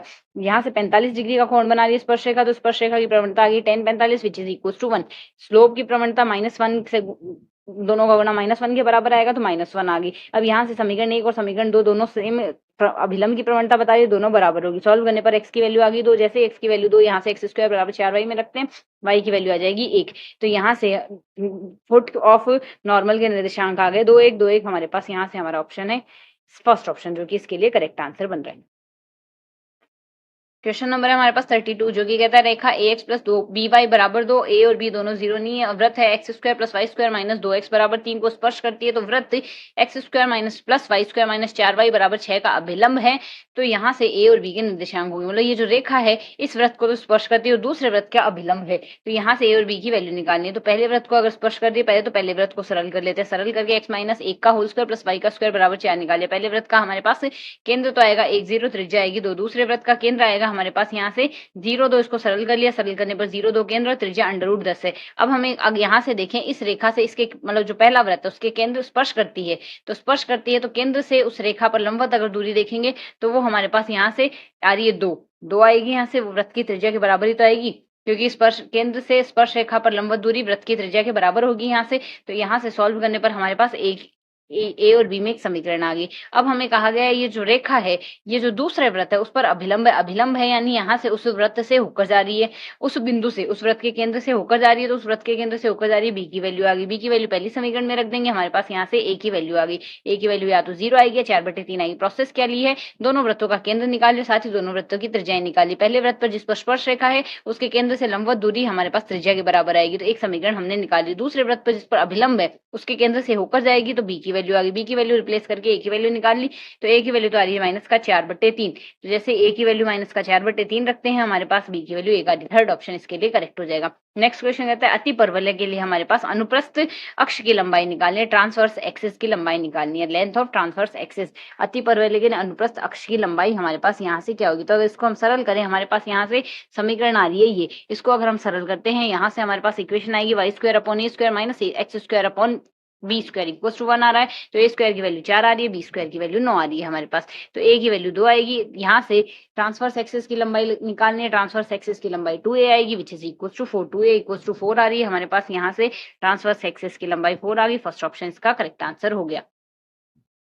नेक्स्ट क्वेश्चन होता है आयताकार अतिपरवलय X square minus Y square बराबर एक की लंबवत जीवाओं के मध्य बिंदु का बिंदुपथ क्या होगा। मध्य जीवाओं का मध्य बिंदु का बिंदुपथ हमारे पास ये फर्स्ट ऑप्शन आएगा, y square minus x square बराबर 2xy की होल पावर 2/3। उसके अलावा अगर हम इस क्वेश्चन को सॉल्व करें, यहाँ से हमारे पास इसके यहाँ से मध्य बिंदु की अतिपरवलय की यहाँ से इक्वेशन ऑफ क्रॉड्स अगर निकाले, मध्य जीवाएं निकाले, तो X X one minus Y Y one equals to X one Y one का X one square minus Y one square आएगा। एक्स वन वाई वन बिंदु से नॉर्मल अगर देखें अभिलंब सेक थीटा टेन थीटा बिंदु से हमारे पास जो इक्वेशन ऑफ नॉर्मल आएगी x cos theta plus y cot theta equals to 2 आएगी। यहाँ से अगर सिंप्लीफाई करें ये इक्वेशन हमारे पास समीकरण 1 और 2 की तुलना करके हमने गुणांकों की तुलना कर दी। सेक थीटा की वैल्यू आएगी x one square minus Y one square upon 2x1 और टेन थीटा की वैल्यू आएगी x one square plus y one square upon 2y1। Sec square theta minus tan square theta की value 1 आती है, तो value हमने substitute कर दी। Substitute करके अगर सॉल्व करें तो हमारे पास यहाँ से ये इक्वेशन आ जाएगी इसके लिए। क्वेश्चन नंबर 35 में हमें ए बी सी तीन बिंदु दिए गए हैं। त्रिभुज ए बी सी के लिए बताना है कैसा होगा, समबाहु होगा, समकोणीय होगा, समद्विबाहु होगा या समद्विबाहु समकोणीय होगा। तो ए बी सी यहाँ से हमारे पास दो बिंदुओं के बीच की दूरी x2 माइनस x1 का whole square plus y2 minus y1 का whole square plus z2 minus z1 के होल स्क्वायर का स्क्वायर रूट आएगा। तो अगर इसमें हम देखें ए और बी के बीच की दूरी तो आ रही है हमारे पास 9 + 9 which is equal to square root of 18। B c की वैल्यू आ रही है 54 और AC की वैल्यू आई 36। तीनों भुजाएं बराबर नहीं है तो समबाहु त्रिभुज तो होगा नहीं। अब अगर यहाँ से देखें दो भुजाओं का योग, तीसरी दो भुजाओं के योग का वर्ग, भुजाओं के वर्ग का योग तीसरी भुजा के बराबर आ रहा है, मतलब 18 स्क्वायर प्लस 36 रूट 36 का स्क्वायर बराबर 54 रूट 54 का स्क्वायर आ रहा है। तो यहाँ से ये हमारे पास कैसा त्रिभुज हो गया, ये हमारे पास हो गया यहाँ से समकोण त्रिभुज। ना ही दो भुजाएं बराबर आ रही तो समद्विबाहु नहीं होगा, समकोणीय त्रिभुज सेकंड ऑप्शन इसका करेक्ट आंसर होगा। Image of the origin in the plane, इस प्लेन में हमारे पास मूल बिंदु की इमेज बतानी है क्या होगी इस प्लेन के सापेक्ष। तो अगर हम यहाँ से देखें हमारा समतल ये है, मूल बिंदु ये है, इसकी अगर ये इमेज यहाँ बनेगी तो एक तो इन दोनों के बीच की दूरी इससे जितना ऊपर होगा उतनी दूरी यहाँ होगी, मतलब ये जो बिंदु होगा इसका मध्य बिंदु होगा, मध्य बिंदु होगा तो इस रेखा पर स्थित होगा। तो अगर मूल बिंदु से हम टारगेट करें, मूल बिंदु से एक एक एक की जो दूरी आएगी उसका हमारे पास मध्य बिंदु क्या आएगा, x2 प्लस x1 बटे 2 y2 प्लस y1 बटे 2 z2 प्लस z1 बटे 2। तो 0 0 0 करने से हमारे पास वैल्यू क्या आएगी 1/2 1/2 और 1/2 1/2। ये अगर इस समतल की समीकरण को संतुष्ट करता है तो ये हमारे पास इसकी इमेज हो सकता है, अदरवाइज नहीं होगा। तो ये समतल की समीकरण को संतुष्ट नहीं करता क्योंकि इन दोनों का योग 3/2 आ रहा है, ना कि 1 आ रहा है, RHS से मैच नहीं हो रहा, तो ये तो नहीं होगा। इसी तरीके से सेकंड ऑप्शन में अगर 0 0 0 से हम स्टार्ट करें तो इसके लिए वैल्यू बनेगी 1/6 प्लस 1/6 प्लस 1/6। सॉल्व करने से 3/6 आएगी, तो वैल्यू आ रही है 1/2 जो कि 1 के बराबर नहीं है, तो ये ऑप्शन भी नहीं होगा। इसी तरीके से तीसरे में अगर देखें तो तीसरे में हमारे पास बन जाएगा इनके बीच की दूरी 1/3 1/3 और 1/3 3/3 की वैल्यू आ रही है, एक ही मैच हो रहा है, तो यहाँ से ये इसका हमारे पास एक इसकी इमेज हो गई। थर्ड ऑप्शन इसके लिए करेक्ट आंसर हो गया है। नेक्स्ट क्वेश्चन कहता है limit x tending to 0 1 + 5x की होल स्क्वायर अप 5x का स्क्वायर अपॉन 1 + 3x का स्क्वायर की होल पावर 1/x स्क्वायर की हमें बतानी है, इसकी लिमिट कैसी आएगी। तो इसकी लिमिट अगर हम यहाँ से देखें, इसकी लिमिट के केस में हमारे पास इसमें हम एक जोड़ देते हैं एक घटा देते हैं, क्योंकि हमारे पास फॉर्मूला है 1 + fx की होल पावर gx अगर आता है तो इसकी वैल्यू आती है exponential limit x tending to a पर हम देख रहे हैं ये हमारे पास एक की घात अगर अनंत बनता है तो इसके केस में fx इंटू gx आ जाएगा e की पावर में। तो यहाँ से अगर कंपेयर करें, पहले तो हमने इसको सरल कर लिया, सरल करके इसको हम ये लिख सकते हैं, तो यहाँ से fx की वैल्यू ये आ गई, gx की वैल्यू ये आ गई, एक्स स्क्वायर से एक्स स्क्वायर कैंसिल आउट हो जाएगा, लिमिट अप्लाई कर देते हैं, 0 रखेंगे तो 2/1 + 0 आएगा which is equal to 2 exponential square. E square हमारे पास कैसी राशि है, ई हमारे पास एक अपरिमेय संख्या है, अपरिमेय संख्या या इरेशनल नंबर, सेकंड ऑप्शन इसके लिए करेक्ट आंसर होगा। क्वेश्चन नंबर 38 कहता है यहाँ से sine y equal to 1 + x sine 1 + y दिया गया है, देन dy/dx फाइंड आउट करना है। तो अगर इसको सॉल्व करें हम यहाँ से साइन y इक्वल टू ये दिया गया है तो दोनों पक्षों का x के सापेक्ष अवकलन कर लेते हैं। cos y dy/dx equal to 1 + x का अवकलन आएगा, एक साइन 1 + y आ गया, 1 + x एज इट इज रख देते हैं, साइन का अवकलन आ गया, cos dy/dx आ गया, dy/dx वाले पदों को एक साइड ले लिया, बचे हुए पद एज इट इज रख दिए, तो dy/dx की वैल्यू आ गई ये। अब यहाँ से हम जानते हैं अंश और हर में हम यहाँ से क्या करेंगे इसको सॉल्व करने के लिए, साइन पहले तो हम यहाँ से 1 + x जो है हमारे पास यहाँ से ये 1 + x का मान गिवन इक्वेशन से रख देंगे, साइन y/sin 1 + y ये वैल्यू आ गई। इसको अगर हम आगे सॉल्व करते हैं साइन 1 + y ऊपर चला जाएगा, सॉल्व करने पर ये वैल्यू है। यहाँ से अगर देखें साइन साइन यहाँ से हमारे पास क्या होगा, ये साइन a - b का फॉर्मूला हो गया, sine a cos b - cos a sine b, solve करेंगे साइन a - b आ गया, इसको सॉल्व करेंगे तो हमारे पास यहाँ से ये वैल्यू आ गई। तो हमारे पास इसके लिए ऑप्शन कौन सा करेक्ट होगा, ऑप्शन थर्ड इसके लिए हमारे पास यहाँ से ही हमारा करेक्ट आंसर होगा। नेक्स्ट क्वेश्चन कहता है limit x tending to 1 1 - √x upon cos inverse x, इसकी लिमिट हमें बतानी है। तो जैसे x की जगह 1 रखेंगे, अंश 0 में चला गया 1 माइनस 1 और हर में आ गया 0 हमारे पास, तो 0/0 का रूप हो रहा है ये। तो अंश का अंश में अवकलन, हर का हर में अवकलन, डीएल हॉपिटल्स रूल, एल हॉपिटल्स रूल लगाएंगे तो ऊपर अवकलन करेंगे, माइनस का 1/2 रूट x आएगा और नीचे आएगा -1 upon square root of 1 minus x square. यहाँ से अगर देखें तो माइनस से माइनस कैंसिल आउट हो गया, रूट x यहाँ रूट 1 माइनस एक्स स्क्वायर ऊपर ले जाएंगे तो x इज टेंडिंग टू 1 करेंगे तो हमारे पास यहाँ से ओवरऑल वैल्यू आएगी 0। 0 आने से हमारे पास यहाँ से हमारा कौन सा ऑप्शन करेक्ट हो गया, इसके लिए हमारे यहाँ से फोर्थ ऑप्शन करेक्ट है। नेक्स्ट कहता है the function y equals to exponential minus mod of ax upon a square, a belongs to r plus is, हमें यहाँ से इसकी वैल्यू बतानी है। तो अगर इसको सॉल्व करेंगे यहाँ से हम, तो y इक्वल्स टू, यहाँ से हम जानते हैं x ग्रेटर देन 0 पे यहाँ पे मॉड वैल्यू प्लस में रहेगी और अदरवाइज ये मॉड वैल्यू माइनस में रहेगी, एक्स लेस देन, इस फंक्शन को हम इसमें लिख सकते हैं। तो अब अगर y डैश निकाले तो हमारे पास ये वैल्यू आएगी, जैसा कि हम यहाँ से देख सकते हैं, यहाँ से ये हमारे पास 0 पे कॉन्टिन्यूस तो है बट यहाँ से 0 पे डिफरेंशिएबल नहीं है, क्योंकि जैसे 0 रखेंगे यहाँ से हमारे पास -1 अपॉन ए और +1 अपॉन ए आ रहा है जो कि मैच नहीं हो रहा।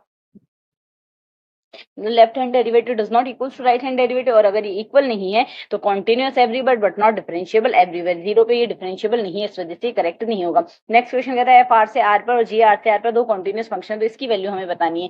तो अगर हम यहाँ से देखें जो पहला फंक्शन है, यहाँ से इस फंक्शन को अगर हम एच एक्स अज्यूम करें तो एच ऑफ माइनस एक्स जो आएगा वो भी हमारे पास सेम ही बनेगा। तो एच एक्स तो हमारे पास यहाँ से इवन फंक्शन है, और इसको अगर हम आर एक्स अज्यूम करें तो आर एक्स जो है हमारे पास ऑड फंक्शन है। एक इवन फंक्शन ऑड फंक्शन का जो मल्टीप्लीकेशन आता है ऑड फंक्शन आता है, और माइनस ए से प्लस ए के बीच में अगर ऑड फंक्शन का हम इंटीग्रेशन करते हैं तो वैल्यू आती है हमारे पास 0। तो यहाँ से हम इसका डायरेक्टली कह सकते हैं इस फंक्शन की वैल्यू इंटीग्रेशन हमारे पास बनेगा। इस क्वेश्चन के लिए आंसर 0। क्वेश्चन नंबर 42 हमें क्वेश्चन कहता है function maximum of a minus x a plus x in 2a, a belongs to r, ये हमें बताना है कैसा फंक्शन। तो अब अगर हम यहाँ से इसके लिए देखें, इसके लिए हम यहाँ से इसका ग्राफ देख सकते हैं। ग्राफ हमारे पास कुछ इस प्रकार बनेगा, यहाँ से ये लाइन, एक तो हमारे पास ये लाइन बनेगी, ये लाइन है यहाँ से, और ये तो बनेगी हमारे पास a plus x, a minus x के लिए, y बराबर a माइनस एक्स यानी x प्लस वाई बराबर a के लिए, और ये लाइन बन रही है x माइनस वाई बराबर a के लिए, यानी माइनस एक्स प्लस वाई बराबर a के लिए, और ये बन रही है x बराबर 2a के लिए। तो अगर हम यहाँ से इनमें सबसे मैक्सिमम वैल्यू लेनी है तो मैक्सिमम अगर हम यहाँ से देखें ये तो आएगी हमारी मैक्सिमम वैल्यू। ऐसा सा कुछ हमारे पास ग्राफ बनेगा। तो यहाँ से अगर ये ग्राफ बन रहा है, ये ग्राफ हमारे पास सतत है यानी कॉन्टिन्यूस तो है, पर हम यहाँ से देख सकते हैं ये जो ग्राफ है हमारे पास यहाँ से डिफरेंशिएबल नहीं होगा। कॉन्टिन्यूस तो एवरीवेयर आ रहा है पर ये ग्राफ हमारे पास डिफरेंशिएबल नहीं होगा, तो कॉन्टिन्यूस एवरीवेयर हमारे पास इसके लिए करेक्ट आंसर हो जाएगा। नेक्स्ट क्वेश्चन हमारे पास कहता है यहाँ से x बराबर, क्वेश्चन नंबर 42 के नेक्स्ट क्वेश्चन नंबर 43, x बराबर sine inverse y upon x then dy upon dx की वैल्यू हमें निकालनी है। तो x बराबर sine inverse y upon x है, तो यहाँ से अगर इसको सॉल्व करें, साइन इनवर्स थीटा की वैल्यू हमारे डिफरेंशिएशन होता है 1 upon square root of 1 minus theta square. तो सॉल्व करेंगे यहाँ से x का डिफरेंशिएशन आएगा हमारे पास x के रेस्पेक्ट में 1, और इसका आएगा 1 upon square root of 1 minus Y square upon x square. को सॉल्व कर लेते हैं यहाँ से, साथ में y अपॉन एक्स का भी डिफरेंशिएशन कर लेते हैं, तो 1 upon x d upon d x minus y upon x square आएगा। सॉल्व करने पर हमारे पास ये वैल्यू आएगी, जिसको अगर हम यहाँ से क्रॉस मल्टीप्लाई और कर दे फिर सिंप्लीफाई कर ले, ये वैल्यू आएगी। तो यहाँ से अगर मैच करें हमारे पास कौन सा ऑप्शन करेक्ट आ गया, इसके लिए हमारा थर्ड ऑप्शन हमारा करेक्ट आंसर होगा। नेक्स्ट क्वेश्चन कहता है the critical point of the function F of x equals to x square log of x in the interval 1 interval में हमें क्रिटिकल पॉइंट निकालने हैं। तो क्रिटिकल पॉइंट निकालने के लिए यहाँ से ये फंक्शन दिया हुआ है, इसका अवकलन कर देते हैं। 2x log x plus x आएगा इक्वल्स टू 0 रखेंगे, x कॉमन आ जाएगा, 2 log x प्लस 1 आएगा, तो यानी 1 plus 2 log x equals to 0। तो यहाँ से log of x equals to आ जाएगा माइनस हाफ, एंटी लॉग ले लेंगे तो e की वैल्यू माइनस हाफ आ रही है। एक्सपोनेंशियल माइनस हाफ हमारे पास वैल्यू आ रही है, तो exponential minus half critical points निकाल लें। तो हमारे पास इसके लिए e की पावर माइनस हाफ है, तो इसमें से कोई सा भी ऑप्शन मैच नहीं हो रहा, नन ऑफ दीज हमारे पास इसके लिए करेक्ट हो जाएगा। नेक्स्ट क्वेश्चन हमारे पास कहता है y इक्वल टू, ये वैल्यू दी गई d2y upon dx square x equal to 0 पे फाइंड आउट करना है। तो अगर ये वैल्यू हमें यहाँ से दी गई, पहले तो हमने क्रॉस मल्टीप्लाई कर दिया, क्रॉस मल्टीप्लाई करने के बाद x के सापेक्ष अवकलन कर दिया। जैसे x 0 की ओर अग्रसर है हमारे पास, यहाँ से जैसे हम देखते हैं x 0 की ओर अग्रसर है, ये वैल्यू हमारे पास यहाँ से 0/0 का रूट देके डीएल हॉस्पिटल नियम ले गया तभी वैल्यू परिभाषित होगी, यानी ये वैल्यू भी 0 की ओर अग्रसर होगी, ये 0 की ओर अग्रसर होगी, तो y माइनस 1 की वैल्यू 0 होगी, यहाँ से y की वैल्यू 1 आ जाएगी। तो इसको अगर हम आगे सॉल्व करेंगे यहाँ से हमारी इक्वेशन बनेगी ये x D y upon d x plus y equal to exponential. यहाँ से हमारे पास जो इक्वेशन थी, कौन सी इक्वेशन थी हमारी, ये इक्वेशन थी, इसको हमने सिंप्लीफाई फॉर्म में लिख दिया, ई और ई इनवर्स को कैंसिल आउट कर दिया, ये वैल्यू आ गई। इसमें हम d y upon d x निकाल के बाकी को क्रॉस मल्टीप्लाई कर लेते हैं, सिंप्लीफाई करेंगे। जब एक्स की वैल्यू 0 रखेंगे, वाई की वैल्यू हमारे पास एज वी नो दैट यहाँ से हमारे पास एक आई है, वैल्यू एक रखेंगे, d y upon d x की वैल्यू -1 अपॉन ई आ गई। तो d two y upon d x square अगर हम निकाल ले तो ये हमारे पास यहाँ से वैल्यू बनेगी। यहाँ से हमने u अपॉन वी या u इंटू वी का कंसेप्ट लगाया, पहले y का डिफरेंशिएशन कर दिया, फिर 1 upon x plus exponential y का कर दिया। तो ये वैल्यू आई है, d y upon d x common ले लेंगे और अगर वैल्यू हम रख देते हैं, ये d y upon d x की 1 अपॉन ई आई थी, तो ओवरऑल हमारे पास वैल्यू 0 बनती है। अब यहाँ से अगर देखें इस क्वेश्चन में हमारे पास 0 इसमें किसी भी ऑप्शन में नहीं दिया गया है, तो जिसमें 0 नहीं दिया गया पता नहीं, पर आरपीएससी ने इसे करेक्ट माना है, किस बेसिस पे माना है। नेक्स्ट क्वेश्चन रहता है क्वेश्चन नंबर 46, जो कि कहता है यदि द फंक्शन हमें यहाँ से दिया f of x equals to x की पावर एक्स इंक्रीजिंग फंक्शन है, तो हमें एक्स की वैल्यू बतानी है। इसमें क्या आएगी, तो अगर F of x equals to x की पावर एक्स है, दोनों तरफ लॉग ले लेते हैं, log of x f equals to x log x आएगा, 1 upon f d f upon d x equals to log x plus 1 आ जाएगा, दोनों साइड अवकलन कर दिया हमने। तो यहाँ से एक्स की power X into 1 plus log X आ गया, इंक्रीजिंग फंक्शन है तो यहाँ से इसका अवकलज 0 से बड़ा होना चाहिए। तो अगर अवकलज 0 से बड़ा होगा तो 1 plus log x must be greater than 0, log x की वैल्यू ग्रेटर देन -1 आएगी, तो x must be greater than anti log लेंगे 1 अपॉन ई आएगा, एक्स की वैल्यू 1/e से ज्यादा होनी चाहिए, यानी फर्स्ट ऑप्शन हमारे पास इसके लिए करेक्ट आंसर हो गया।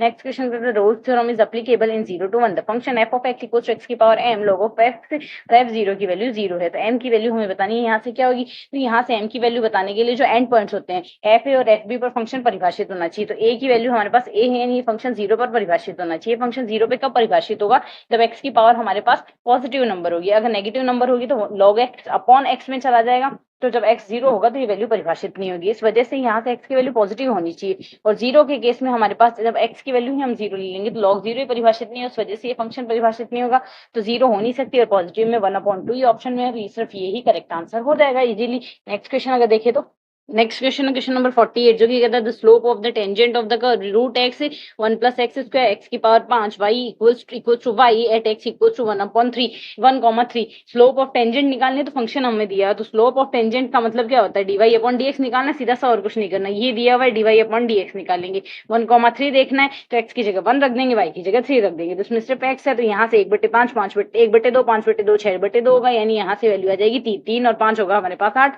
तो सीधा सा इस वैल्यू का इसके आंसर आएगा 8। नेक्स्ट क्वेश्चन कहता है y of x equals to integration 1 plus 2x plus 3x square and so on dx equals and y0 equals to 0, then y of x is, y of x की value हमारे पास यहाँ से क्या आएगी, तो इसका हमने अवकलन, इस वैल्यू को हम यहाँ से ये फॉर्मेट में लिख सकते हैं, x plus x square plus X cube and so on का अवकलन है हमारे पास, तो हम यहाँ से जानते हैं हमारे पास इसकी वैल्यू क्या आ जाएगी। इसको अगर हम सॉल्व करते हैं, इंटीग्रेट यहाँ से अगर हम देखें तो इंटीग्रेट जब करेंगे डी अपॉन डी एक्स गायब हो जाएगा, और इस पूरे टर्म में से अगर एक्स कॉमन ले ले तो 1 plus x square and so on आएगा। इसको इनवर्स यहाँ से ये जो है वैल्यू हमारे पास 1 माइनस एक्स का होल इनवर्स है, जिसको अगर हम सॉल्व करेंगे तो 1 अपॉन 1 माइनस एक्स लिख सकते हैं, और एक्स है ही हमारे पास साथ में प्लस सी आ गया, 0 पे वैल्यू 0 यानी सी की वैल्यू हमारे पास 0, जैसे सी 0 रखेंगे वाई एक्स की वैल्यू आ गई x upon 1 minus x, x upon 1 minus x हमारा सेकंड ऑप्शन है जो इसके लिए करेक्ट आंसर होगा।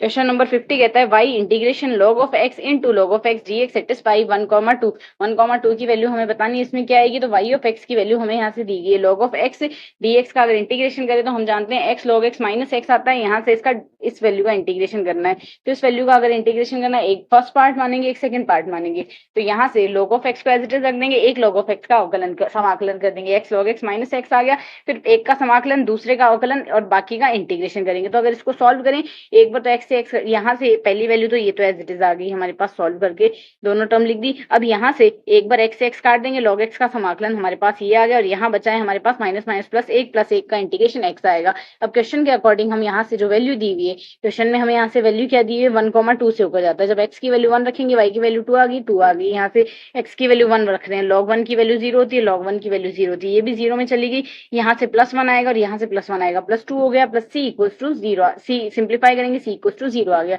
वैल्यू रिप्लेस कर देंगे, जैसे रिप्लेस करेंगे यहाँ से हमारे पास x को हम क्रॉस मल्टीप्लाई कर देंगे, तो y upon x minus 2 equals to log x into log x minus 2 आएगा, यहाँ से हमारा ऑप्शन सी जो है यहाँ पर करेक्ट आंसर बन जाएगा। नेक्स्ट क्वेश्चन अगर देखें, नेक्स्ट क्वेश्चन हमें यहाँ से कहता है y of x f of x equals to, ये तो कर लिया, क्वेश्चन नंबर 51 कहता है the equation of plane which is parallel to the straight line. इस स्ट्रेट लाइन के पैरेलल होने वाले हमें प्लेन का इक्वेशन निकालना है। तो अगर इसको हम देखें एक्स, ये हमारे पास प्लेन का इक्वेशन है, तो इस प्लेन के इक्वेशन में अगर बी की वैल्यू देखें तो बी की वैल्यू 3 4 5, यानी बट्टे में जो राशियां दी गई है 3 4 और 5 दी गई है, तीनों राशियां हमने लिख दी है। जो इक्वेशन ऑफ प्लेन आई गई है हमारे पास A x plus B Y plus C Z plus D बराबर 0 देखें तो अगर ये दोनों हमारे पास पैरेलल होंगे एन डॉट बी, ये जो बी हमने निकाला है इसमें से हम ए बी सी ले लेंगे तो n dot b equal to 0 आना चाहिए, यानी 3a plus 4b plus 5c equal to 0 आना चाहिए।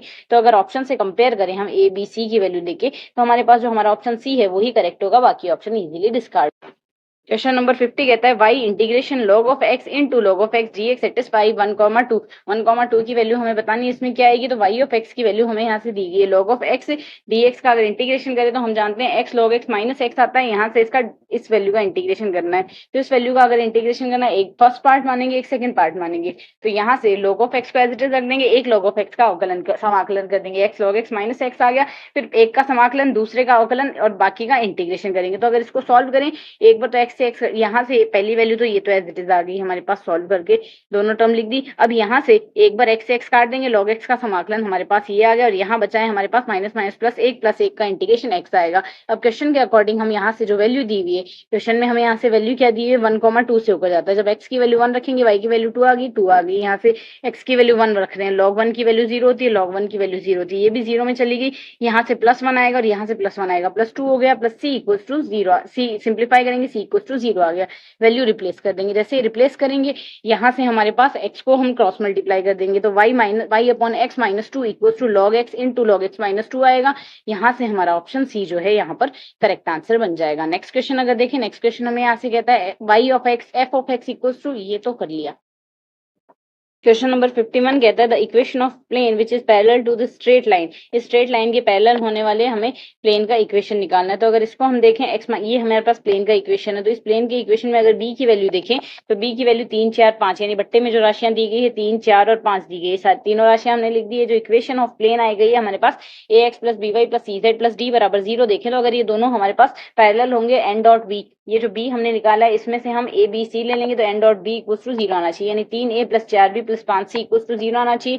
तो अगर ऑप्शन से कंपेयर करें हम ए बी सी की वैल्यू लेके तो हमारे पास जो हमारा ऑप्शन सी है वही करेक्ट होगा, बाकी ऑप्शन इजीली डिस्कार्ड हो जाएंगे। नेक्स्ट क्वेश्चन कहता है 2x plus p y plus 6z equal to 8x minus x plus 2y plus q z equal to 5 और x plus y plus 3z equal to 4 are the three planes and the plane intersect at the point p does not equal to 2, q does not equal to 3 और plane हमें the plane don't have a point of intersection p equals to 2 q equals to 3, p does not equals to 2 q equals to 3। तो यहाँ से एक option कौन सा correct होगा हमें वो बताना है। तो अगर हम यहाँ से देखें हमें यहाँ से दोनों इक्वेशन ये दी गई है और तीसरी इक्वेशन और दी गई, सॉरी तीनों इक्वेशन दी गई, p की जगह 2 और q की जगह अगर 3 लिख दे, ये हमारे पास यहाँ से वैल्यू आ रही है तो यहाँ से वैल्यू 0 आ रही है। ये इसका डिटर्मिनेंट अगर 0 आता है तो यहाँ से अगर मैट्रिक्स फॉर्म में इसका डिटर्मिनेंट 0 आता है ax इक्वल टू b में a का डिटर्मिनेंट 0, तो इनफाइनाइट नंबर ऑफ सॉल्यूशन आएंगे। इनफाइनाइट नंबर ऑफ सॉल्यूशन हमारे पास कहता है don't intersect at a single point पे, तो इंटरसेक्ट करेंगे नहीं, एक से ज्यादा पॉइंट्स पे इंटरसेक्ट करेंगे तो समतल एक बिंदु पर प्रतिच्छेद करता है, ये तो हमारे पास गलत है। समतल एक भी बिंदु पर प्रतिच्छेद नहीं करता है, तो ऐसा भी कोई जरूरी नहीं समतल एक भी बिंदु पर प्रतिच्छेद नहीं करता, तो ना तो कथन एक सत्य है ना ही दूसरा सत्य है, तो ना ही दूसरा, ना इधर नॉर, यहाँ से फोर्थ ऑप्शन करेक्ट हो जाएगा। नेक्स्ट क्वेश्चन नंबर 52 जो कि हमें यहाँ से कहता है अगर हमारे पास यहाँ से 2x पी वाई 6z बराबर 8 और 3 समीकरण दी गए हैं, 3 समतल है और तीनों का एक प्रतिच्छेद बिंदु p does not equal to 2 और q does not equal to 3 और दूसरा p does not equal to 2 q does not equal to 3, तीनों समतल का एक भी प्रतिच्छेद बिंदु नहीं है। तो अब अगर हम यहाँ से देखें तो यहाँ से अगर हम यहाँ पर देखें कि एक बिंदु पर प्रतिच्छेद करते हैं, तो अगर हम इसको सॉल्व करें तो इसके सॉल्यूशन में हम p equal to 2 q equal to 3 मान लेते हैं। जैसे p equal to 2 q equal to 3 मानेंगे हमारे पास ये मैट्रिक्स फॉर्म में बनेंगे। अगर ax इक्वल टू b है हमारे पास इसके केस में और अगर a का डिटर्मिनेंट 0 आ जाता है तो उसके केस में हमारे पास इसके इनफाइनाइट नंबर ऑफ सॉल्यूशन होंगे और infinite number of solution single point पे तो इंटरसेक्ट करते नहीं है। पर अगर हम यहाँ से देखिए हमने p equal to 2 q equal to 3 लिया, मतलब सिर्फ इसी केस में हमारे पास यहाँ से इसका डिटर्मिनेंट 0 है, इनफाइनाइट नंबर ऑफ सॉल्यूशन बन रहे हैं। अगर p does not equal to 2 q does not equal to 3 आ जाए, मतलब इनमें से कोई भी एक कंडीशन ना हो पॉसिबल, तो उसके केस में हमारे पास यूनिक सॉल्यूशन आएगा। तो यहाँ से हमारे पास कहता है तीनों समतल का प्रतिच्छेद बिंदु है, अगर ये कंडीशन नहीं है तो ये सही है हमारे पास, और तीनों समतल एक भी प्रतिच्छेद बिंदु नहीं है अगर इनमें से Q इक्वल्स टू 3 आ जाए, Q इक्वल्स टू 3 आ जाए तो उसके केस में एक भी प्रतिच्छेद बिंदु नहीं होगा हमारे पास। दोनों ही स्टेटमेंट यहाँ से इसके लिए करेक्ट है। नेक्स्ट क्वेश्चन कहता है दो समकोणिक अक्ष निकायों का मूल बिंदु एक ही है, यदि एक समतल उन्हें मूल समतल से क्रमशः ए बी सी और A dash B dash C dash दूरियों पर मिलाता है तो हमारे पास यहाँ से 1/a² plus 1/b² plus 1/c² equal to 1/a' square 1/b' square 1/c' आएगा। नेक्स्ट क्वेश्चन हमारे पास यहाँ से कहता है अगर हम यहाँ से देखें limit x tending to 0 log of 1 plus X cube का whole square upon sine cube 2x है हमारे पास, तो इसकी वैल्यू हमें फाइंड आउट करनी है। अब अगर हमें इसकी वैल्यू फाइंड आउट करनी है तो ये हमारे पास लिमिट 0/0 की फॉर्मेट बन रही है, एल ऑपरेटर्स रूल लगाएंगे, मतलब ऊपर का ऊपर अवकलन नीचे का नीचे अवकलन। जैसे हम इसको सॉल्व करते हैं इसमें पहले तो log का अवकलन आएगा 1/x, तो 1/x का फॉर्मेट आ गया, फिर यहाँ से x का डिफरेंशिएशन करेंगे। तो अगर सॉल्व करते हैं तो एक तो हमारे पास 2 से 2 कट जाएगा, 3 से 3 कट जाएगा, बाकी वैल्यूज हमने एज इट इज लिख दी। अब इसको भी हम दोबारा एल ऑपरेटर्स लगाएंगे, ऊपर का ऊपर अवकलन नीचे का नीचे अवकलन, फिर से हमें यहाँ से दोबारा अवकलन करना होगा। तो जब दोबारा अवकलन करते हैं तो हम यहाँ से ये टारगेट रखते हैं जिसमें भी साइन बन रहा है उसकी वैल्यू तो 0 आएगी, तो इन दोनों का अवकलन करना है, इन दोनों का अवकलन करना है। तो जब इसका अवकलन करेंगे ये साइन बनेगा, वैल्यू गई 0 में, और यहाँ से जब इसका अवकलन, क्योंकि इसका अवकलन करेंगे उसमें ये तो एज इट इज रहेगा और 0 पे साइन की वैल्यू 0, तो ये तो गया 0 में, और जब इसको एज इट इज रखे इसका अवकलन करेंगे हमने सिर्फ वो वैल्यू लिख दी है। सेम यहाँ से जब इसको इसका अवकलन करेंगे ये तो एज इट इज रहेगा, ये वैल्यू 0 में जाएगी, फिर साइन 4x वाला हमने लिख दिया। सॉल्व करेंगे 4/16 यानी 1/4 हमारे पास वैल्यू आ गई, तो 1/4 यहाँ से इस क्वेश्चन के लिए हमारे पास करेक्ट आंसर बनेगा। नेक्स्ट क्वेश्चन का है F x equals to 1/x minus mod of x is defined by minus infinite to plus infinite and F X continuous होगा for all x greater than 0 and F X differentiable होगा for all x greater than equal to 0। अब अगर continuous की बात करें, जब भी हमारे पास x यहाँ से पॉजिटिव नंबर आएगा तो x minus mod of x की वैल्यू 0 आ जाएगी, और जैसे ये वैल्यू 0 आएगी तो इसके केस में यहाँ से हमारे पास ये फंक्शन डिफाइन ही नहीं होगा। तो x ग्रेटर देन 0 पे फंक्शन ही डिफाइन नहीं हो रहा तो कॉन्टिन्यूस होना ही नहीं है, और अगर कॉन्टिन्यूस नहीं हो रहा तो डिफरेंशिएबल भी नहीं होगा, तो नाइदर ए नॉर बी, यहाँ से फोर्थ स्टेटमेंट हमारे पास करेक्ट आ जाएगा। पॉजिटिव एक्स की पॉजिटिव वैल्यू पे ही बात कर रहा है ये दोनों केस में, तो यहाँ से दोनों ही केस पॉसिबल नहीं है। नेक्स्ट क्वेश्चन कहता है F x equals to integration X exponential X DX then sum of F X N belongs to natural number equals to, इसकी वैल्यू हमें बतानी है क्या होगी। तो अगर F of x equals to ये दिया, इसका इंटीग्रेशन कर देते हैं X exponential X minus exponential X आ गया, सॉल्व करने पर ये वैल्यू आएगी, सम्मिश्र लगाएंगे, सम्मिश्र की वैल्यू ही आएगी। अब यहाँ से एक्स की वैल्यू 1 2 3 रख के देखते हैं, 1 रखने पर तो वैल्यू 0 में गई, 2 रखने पर वैल्यू इस तरीके से आएगी। इसमें से अगर हम यहाँ से देखें 1 माइनस एक्स की पावर -2 को अगर सॉल्व करते हैं तो 1 plus 2x plus 3x square and so on आएगा। तो एक्सपोनेंशियल स्क्वायर अगर इसमें हम देखें एक्सपोनेंशियल स्क्वायर पूरे में वो कॉमन ले लिया, ये वैल्यू है। अब ये हमारे पास 1 माइनस ई की पावर -2 आ रही है, तो सॉल्व करने पर ये वैल्यू आ गई। ऑप्शन में अगर हम देखें तो हमारा फर्स्ट ऑप्शन है जो इससे मैच होगा, जो कि करेक्ट आंसर आ जाएगा। नेक्स्ट क्वेश्चन हम यहाँ से देखें 56 तक हो गए। नेक्स्ट है 57 नंबर क्वेश्चन, जो कि हमारे पास कहता है हमारे पास इंटीग्रेशन ये है, इसकी वैल्यू इसके इक्वल दी गई है, तो ए और बी की वैल्यू निकालनी है। सबसे पहले तो हमें ये वैल्यू दी गई, इसमें से x की पावर 7/2 कॉमन ले लेते हैं, 1 प्लस x की पावर 5/2 आएगा। x की पावर 5/2 को हम u मान लेते हैं, du की वैल्यू ही आएगी, वैल्यू रिप्लेस कर देते हैं। वैल्यू रिप्लेस करने से हमारे पास यहाँ से एक्सप्रेशन बनेगा, इसमें 1/x आ रहा है, तो dx/x अगर हम करते हैं तो x की वैल्यू 5/2 से u की वैल्यू निकाल के सिंप्लीफाई करेंगे तो 1/u 1 प्लस u du की वैल्यू आ गई। इसको हम सिंप्लीफाई करते हैं तो 1/u minus 1/u plus 1 du आएगा। इसके इंटीग्रेट कर लेते हैं, ये वैल्यू आएगी, x की वैल्यू और रिप्लेस कर ली। तो अगर हम यहाँ से तुलना करें a की वैल्यू तो 2/5 है और b की वैल्यू जो आ रही है वो हमारे पास 5/2 आ रही है।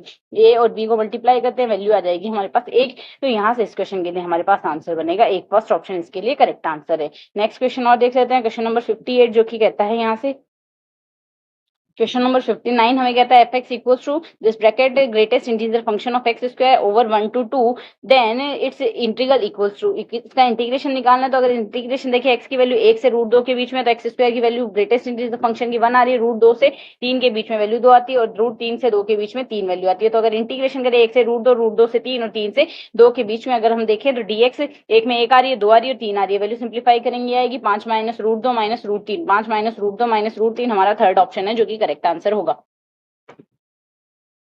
क्वेश्चन नंबर नेक्स्ट हमारे पास कहता है F x equal minus sine x equal to lambda integration 0 to π/2 sin x cos t f t dt। F x की वैल्यू 2 में रियल रूट होंगे when lambda belongs to 1 to 3 और decreasing होगा अगर लैम्डा ग्रेटर देन 2 और interval 0 to π/2। तो अब अगर इसके लिए हम यहाँ से देखें हमें एफ ऑफ एक्स की वैल्यू ये दी गई है, इसमें से हम कोस ऑफ साइन ऑफ एक्स को इंटीग्रेशन के बाहर लिख देते हैं क्योंकि टी समाकलन टी के सापेक्ष हो रहा है। इसको अगर हम माने cos T F T D T हमारे पास आई आ जाएगा, तो आई अगर हम इसको लिख दें तो एफ एक्स की वैल्यू ये आ रही है, एफ एक्स में से साइन एक्स कॉमन निकाल लेते हैं तो आई की वैल्यू हमारे पास यहाँ से ये आ रही है, इसमें हम सिंप्लीफाई कर देते हैं, सिंप्लीफाई करने से ये वैल्यू आएगी, जिसको आगे और सिंप्लीफाई करेंगे तो आई की वैल्यू 1/2 माइनस लैम्डा आ गई, क्योंकि यहाँ से हमारे पास जो 2 आया क्रॉस मल्टीप्लाई करके और को सोल्व करेंगे तो 1/2 माइनस लैम्डा आ गई, आई की वैल्यू आ गई है, आई की वैल्यू आ गई। साथ ही अगर हम यहाँ से देखें एफ ऑफ एक्स, यहाँ से लैम्डा इक्वल टू 2 पे आई डिफाइन नहीं होगा, सीधी सी बात इनफाइनाइट हो जाएगा। उसके अलावा f of x equal to हमारे पास वैल्यू रिप्लेस की है हमने, यहाँ से हमारे पास इसको एफ ऑफ एक्स की वैल्यू ये आएगी, आई की वैल्यू रिप्लेस कर दी ना हमने, यहाँ से आई की वैल्यू हमने जो निकाली है वो वैल्यू हमने यहाँ पर उठाकर रिप्लेस कर दी है। रिप्लेस करने से हमारे पास ये वैल्यू बनी, इसको आगे सिंप्लीफाई कर देते हैं, f x equal to 2 sin x upon 2 minus lambda है। जब एफ ऑफ एक्स की वैल्यू 2 आएगी, 2 आने से इसको 2 रखते हैं, 2 से 2 कैंसिल आउट हो जाएगा, यहाँ से 2 minus lambda equal to sine of X आ गया वज्र गुणा से, तो यहाँ से 2 माइनस लैम्डा साइन एक्स की वैल्यू हम जानते हैं माइनस 1 से प्लस 1 के बीच में होती है, तो आरएचएस की वैल्यू भी माइनस 1 प्लस 1 के बीच में होगी। तो लैम्डा की वैल्यू -3 से माइनस लैम्डा की -3 से -1 के बीच में आएगी, यानी लैम्डा की वैल्यू 1 से 3 के बीच में आएगी। लैम्डा की वैल्यू 1 से 3 के बीच में आ गई, पहला स्टेटमेंट करेक्ट हो गया। एफ डैश एक्स और निकाल लेते हैं, 2 sin x upon 2 minus lambda था, तो ये तो कांस्टेंट है, sin x का अवकलन cos x आएगा, डिक्रीजिंग फंक्शन बनेगा, यानी F dash x must be less than 0, cos of x greater than 0 आएगा। हम जानते हैं cos ऑफ x 0 से π/2 में ग्रेटर देन 0 आता है, तो अब अगर इसकी वैल्यू लेस देन 0 आ रही है, यानी बाकी बचे हुए फंक्शन की वजह से होगी, 2/2 माइनस लैम्डा लेस देन 0 आएगा, यानी 2 माइनस लैम्डा लेस देन 0 आएगा। 2 तो कांस्टेंट है, लैम्डा की वैल्यू ग्रेटर देन 2 आ गई, लैम्डा की वैल्यू ग्रेटर देन 2 आ रही है, और साथ ही हमारे पास लैम्डा की वैल्यू 1 से 3 के बीच में है, तो दोनों ही स्टेटमेंट करेक्ट है, both statement A and B are correct option. Next कहता है if the coin is toss, मतलब एक सिक्का n बार उछाला जाता है, 4 5 6 बार चिताने की प्रायिकताओं का व्युत्क्रम समांतर श्रेणी में है, तो n का मान हमें बताना है क्या होगा।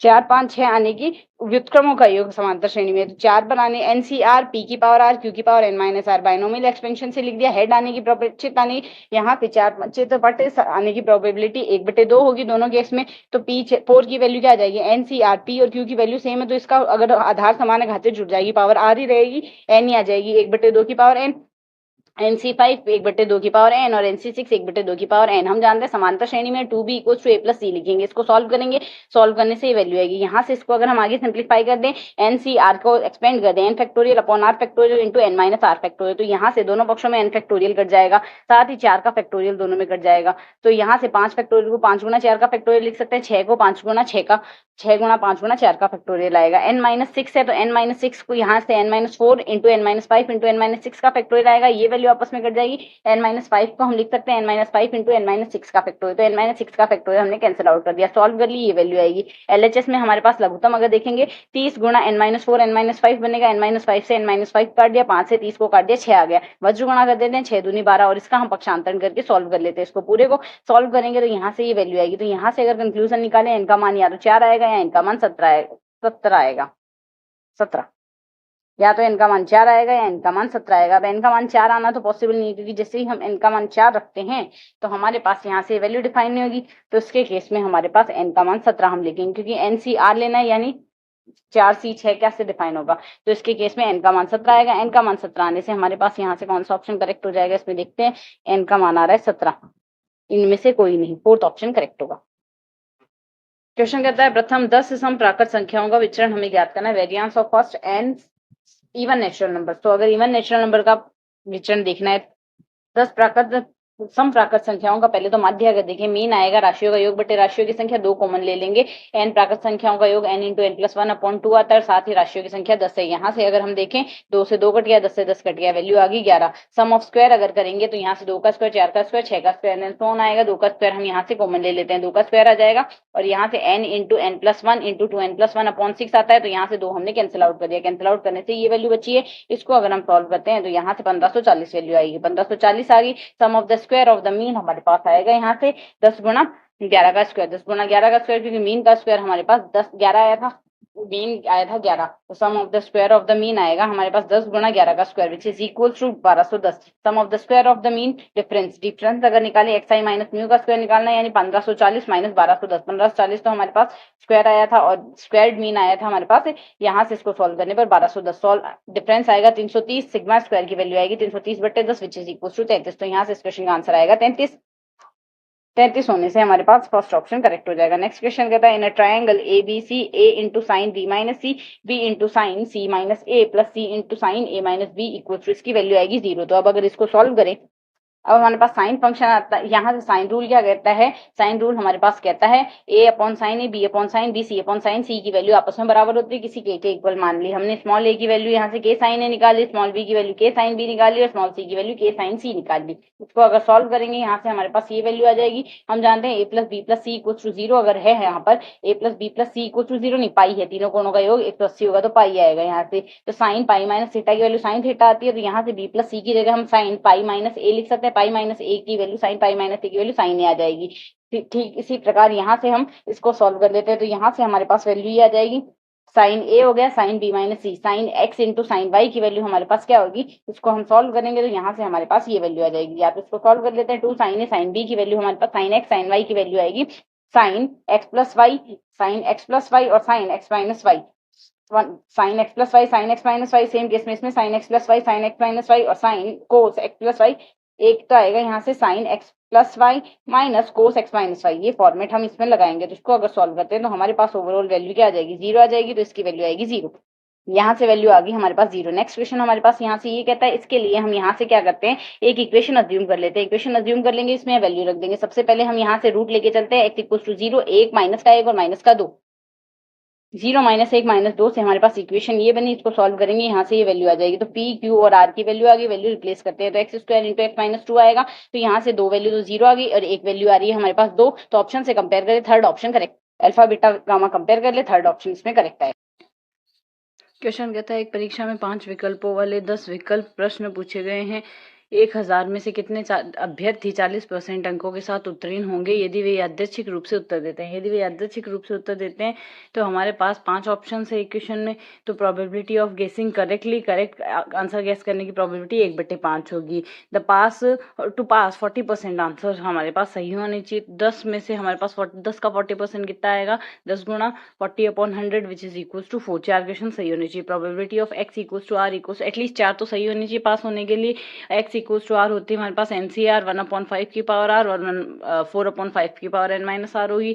तो प्रोबेबिलिटी ऑफ कम से कम 4 तो सही होनी चाहिए, 4 या उससे ज्यादा होनी चाहिए। Probability of x is greater than equals to 4 आ जाएगा हमारे पास 10c4 1/5 की पावर 4 4/5 की पावर 6। पहले तो हमने x इक्वल्स टू 4 के लिए निकाली, x equals to 5, x equals to 6 and so on x equals to 10 के लिए तक निकालना है।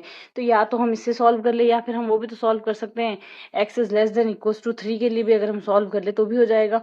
उसके केस में भी हमारे पास आंसर सेम आएगा। तो इसको अगर सॉल्व करते हैं, क्योंकि 1 minus probability of x is less than equals to 3 कर लें, लाइक 0 सही है, 1 सही है, 2 सही है, 3 सही है, 4 वैल्यू निकालने की सॉल्व करेंगे 0.88 आ रहा है। तो 1000 कैंडिडेट है तो 88% हो जाएगा। इसका आंसर आएगा 88%। हमारे पास यहाँ से फोर्थ ऑप्शन करेक्ट है। नेक्स्ट कहता है हमारे पास यहाँ से ये डिटर्मिनेंट इक्वल्स टू 0 द्वितीय चतुर्थांश में वास्तविक हलों की संख्या बतानी है, द्वितीय चतुर्थांश में बतानी है। तो इसको अगर हम सॉल्व करते हैं, पहले तो हमने कॉलम फर्स्ट कॉलम सेकंड और कॉलम थर्ड को ऐड कर दिया। यहाँ से हम सॉल्व करते हैं, ये वैल्यू हमारे पास आएगी। तो यहाँ से फर्स्ट कॉलम में साइन एक्स 2 कोस एक्स आ रहा है, तो ये हमने कॉमन ले लिया। साथ ही फर्स्ट सेकंड रो को, सॉरी ये रो में हमने चेंज किया, सेकंड रो में से हमने फर्स्ट रो को माइनस कर दिया और थर्ड रो के लिए हमने थर्ड रो से फर्स्ट रो को माइनस कर दिया। ये सिंप्लीफाई किया। तो अगर इसको सिंप्लीफाई करते हैं तो हमारे पास मैट्रिक्स कुछ इस तरीके से बन जाएगी। इसका एक्सपेंशन करेंगे, यहाँ से ये वैल्यू आएगी या तो sine x plus 2 cos x equals to 0 या फिर sine x equals to cos x आएगा। इसमें 10x इक्वल्स टू 1 आएगा, 10x equals to 1, x equals to पाई/4 पे आएगा, या फिर द्वितीय चतुर्थांश में भी हमारे पास इसकी एक वैल्यू आएगी।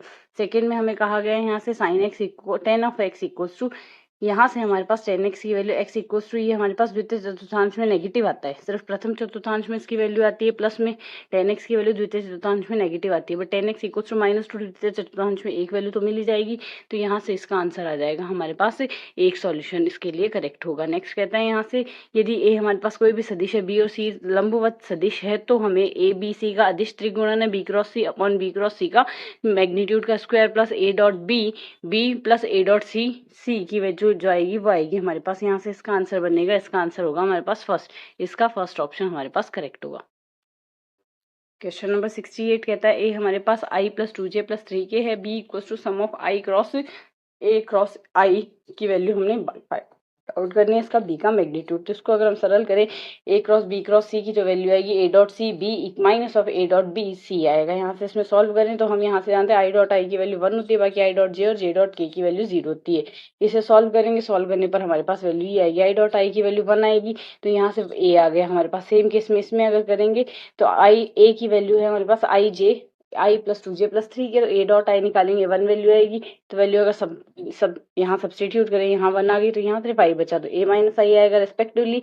अगर आई की जगह सम्मिश्र लगाना है, अब जे अगर कर दे हर जगह तो यहाँ से जे की इसमें तो वैल्यू ए ही आएगी और इसमें वैल्यू क्या आएगी J dot A. J dot A की वैल्यू आएगी हमारे पास दो दो जे आएगी, दो जे को हम यहाँ से दो जे लिख देंगे। नेक्स्ट केस में के में करेंगे 3 के आ गए ए एज इट इज आ गया, तो ए माइनस आई ए माइनस 2 जे और ए माइनस 3 के इनका सम करेंगे 3 ए आ गया और आई प्लस 2 जे प्लस 3 के की वैल्यू ए आएगी।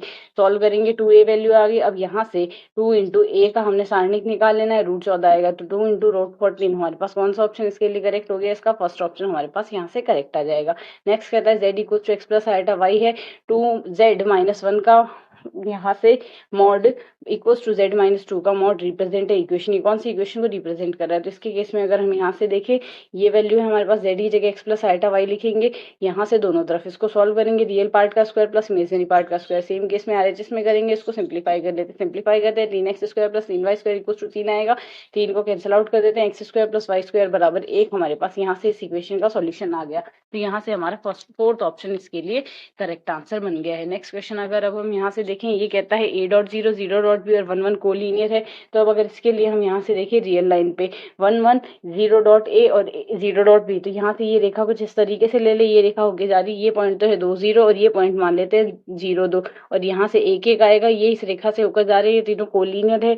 तो यहाँ से अगर देखें तो ए और बी की वैल्यू हमारे पास 2 2 है, तो 1/2 प्लस 1/2 बराबर 1, यानी हमारे पास यहाँ से हमारा थर्ड ऑप्शन करेक्ट आंसर होगा। नेक्स्ट क्वेश्चन अगर हम देख लें नेक्स्ट अगले वीडियो में, क्वेश्चन नंबर 71 कहता है हमें x equals to t square plus 1 y equals to t square minus t minus 6 के उन स्पर्श बिंदुओं के मध्य कोण बनाइए जहां यह x अक्ष को काटते हैं। x अक्ष को अगर काटते हैं तो यहाँ से अगर हम ले x और y ये दिए गए, पहले y को हमने सिंप्लीफाई कर लिया, t बराबर 3 और t बराबर -2 आएगा, dx upon dt dy upon dt find out कर लिया, dy अपॉन dx ले आए हैं। जैसे x अक्ष को काटेंगे, x अक्ष पर y बराबर 0 होगा, t का मान हमारे पास एक तो 3 आएगा और t का मान -2 आएगा। m1 की वैल्यू t बराबर 3 पर आ रही है 5/6, m2 की वैल्यू आ रही है हमारे पास 5/4, टेन थीटा बराबर m1 minus m2 upon 1 plus m1 m2 का मॉड आएगा। वैल्यू सिंप्लीफाई करेंगे, सिंप्लीफाई करने से यहाँ से ये वैल्यू आएगी जिसकी वैल्यू आएगी 10/49, 10/49 से हमारे पास यहाँ से हमारा option tan inverse 10/49 third option इसके लिए करेक्ट आंसर होगा। नेक्स्ट क्वेश्चन हमारे पास यहाँ से कहता है, अगर नेक्स्ट क्वेश्चन ले तो यहाँ से हमारा क्वेश्चन कह रहा है एफ ऑफ एक्स की value x square plus x square की whole power log x square है, तो एफ डैश 2 की वैल्यू हमें निकालनी है। तो यहाँ से अगर दोनों पक्षों का लॉग पहले तो जी ऑफ एक्स लिखे, तो g of x equals to log x square की power log of x square है, तो दोनों पक्षों में हमने लॉग ले लिया, लॉग एक्स स्क्वायर आ गया, लॉग एक्स स्क्वायर का होल स्क्वायर आ गया। इसको हम सिंप्लीफाई करके अगर लिखें तो यहाँ से हम लिख सकते हैं 2 लॉग ऑफ एक्स का होल स्क्वायर आ जाएगा, 2 लॉग ऑफ एक्स का स्क्वायर आ रहा है, यहाँ से ये वैल्यू आ जाएगी इसके। इसको अगर 2 आगे लॉग ऑफ एक्स स्क्वायर है तो इसमें हमने यहाँ से 2 आगे लिया है, 2 लॉग एक्स का होल स्क्वायर आ रहा है, तो इसको 4 लॉग एक्स का स्क्वायर लिख सकते हैं। तो इसका दोनों पक्षों का अवकलन कर दे 1/g g dash equals to यहाँ से अवकलन आएगा 8 लॉग एक्स बट्टे एक्स आ रहा है, तो d g upon d x आ गया हमारे पास। ये हमने 2 पर वैल्यू निकालनी है, तो ये आ गया हमारे पास यहाँ से 4 की पावर लॉग ऑफ 4 लॉग 4 आ रहा है, तो एफ डैश 2 की वैल्यू क्या आ जाएगी, एक्स स्क्वायर का तो अवकलन 4x आएगा, 2x एक्स स्क्वायर का 2x आएगा, x की जगह 2 रखेंगे 4 हो गया, ये वैल्यू आएगी। इसमें से 4 कॉमन ले लेंगे, सॉल्व करते हैं तो हमारे पास यहाँ से हमारा कौन सा ऑप्शन करेक्ट हो जाएगा, इसका सेकंड ऑप्शन हमारे पास करेक्ट आएगा। नेक्स्ट कहता है x बराबर 0 y बराबर 0 x बराबर c, हमारे पास किसी भी सर्कल के यहाँ से किसी भी सर्कल की स्पर्श करने वाले वृत्तों का समीकरण देखना है। तो यहाँ से अगर हम देखें इसको केस में हमारे पास यहाँ से ये कंडीशन है, एक तो x बराबर 0 y बराबर 0 हमारे पास, एक तो ये तो y बराबर 0 की लाइन आ गई, ये आ गई x बराबर 0 की लाइन और ये बराबर आ गई हमारे पास x इक्वल टू c की लाइन लेनी है, x इक्वल टू c की लाइन आ गई। तो यहाँ से या तो एक वृत्त ये बन सकता है या फिर एक वृत्त ये बन सकता है, इन तीनों को स्पर्श करते हुए। तो यहाँ से अगर कोई भी वृत्त बनता है तो समीकरण एक तो प्लस में आएगी एक माइनस में आएगी, तो x माइनस सी अपॉन 2 का square y minus c upon 2 का square equal to c upon 2 का स्क्वायर आएगा। इसका प्रसारित कर लेते हैं तो हमारे पास ये इक्वेशन आएगी, यहाँ प्लस और माइनस दोनों केस बनेंगे। तो अगर ऑप्शन से कंपेयर करें हमारा कौन सा ऑप्शन, ऑप्शन फर्स्ट इसमें करेक्ट आंसर बन रहा है। क्वेश्चन कहता है हमारे पास क्वेश्चन नंबर 74 जो कि कहता है the value of defined integral integration minus pi upon plus pi upon 6 से pi upon 2 dx upon 1 plus root of 10x की वैल्यू हमने फाइंड आउट करनी है। तो अगर हम इसके लिए वैल्यू देखें, हमारे पास इसकी वैल्यू हम आई मान लेते हैं। इसकी वैल्यू अगर आई है तो हम जानते हैं इंटीग्रेशन ए से B F x D x की जो वैल्यू आएगी इंटीग्रेशन ए से B F x D x a plus b minus x D x आएगा। आई इक्वल टू हमारे पास सिंप्लीफाई करने पर ये वैल्यू आएगी, क्योंकि यहाँ से ये पाई बट्टे 3 प्लस पाई बट्टे 6 हमारे पास पाई बट्टे 2 बन रहे अपन 10 पाई बट्टे 2 माइनस एक्स की वैल्यू कोटेक्स होती है। ये वैल्यू आ गई कोटेक्स को 1 बट्टे 10x लिख सकते हैं। सिंप्लीफाई करने से 10x ऊपर आ गया, 10x upon 1 plus root of 10x dx आ गया। इस समीकरण एक और दो को जोड़ देते हैं, एलएचएस तो डी आई 2i हो गया और यहाँ से आरएचएस बनेगा 1 plus root of 10x upon 1 plus root of 10x dx आ गया। सिंप्लीफाई करने पर ये वैल्यू है 2i equal to pi upon 6 आ रहा है। i इक्वल टू पाई बट्टे 12 आई इक्वल टू पाई बट्टे 12 से हमारा फर्स्ट ऑप्शन इसके लिए करेक्ट आंसर बन रहा है। नेक्स्ट क्वेश्चन हमें यहाँ से कहता है, यहाँ पर अगर हम limit n is tending to infinite n factorial upon n की पावर एन 1 अपॉन एन लिखे तो इसकी वैल्यू हम जानते हैं। यहाँ से हमारे पास इसका रिजल्ट हम लिख सकते हैं a n limit n tends to infinite a n की पावर 1 अपॉन एन लिखा जाता है। Limit n tends to infinite a n plus 1 upon a n आता है।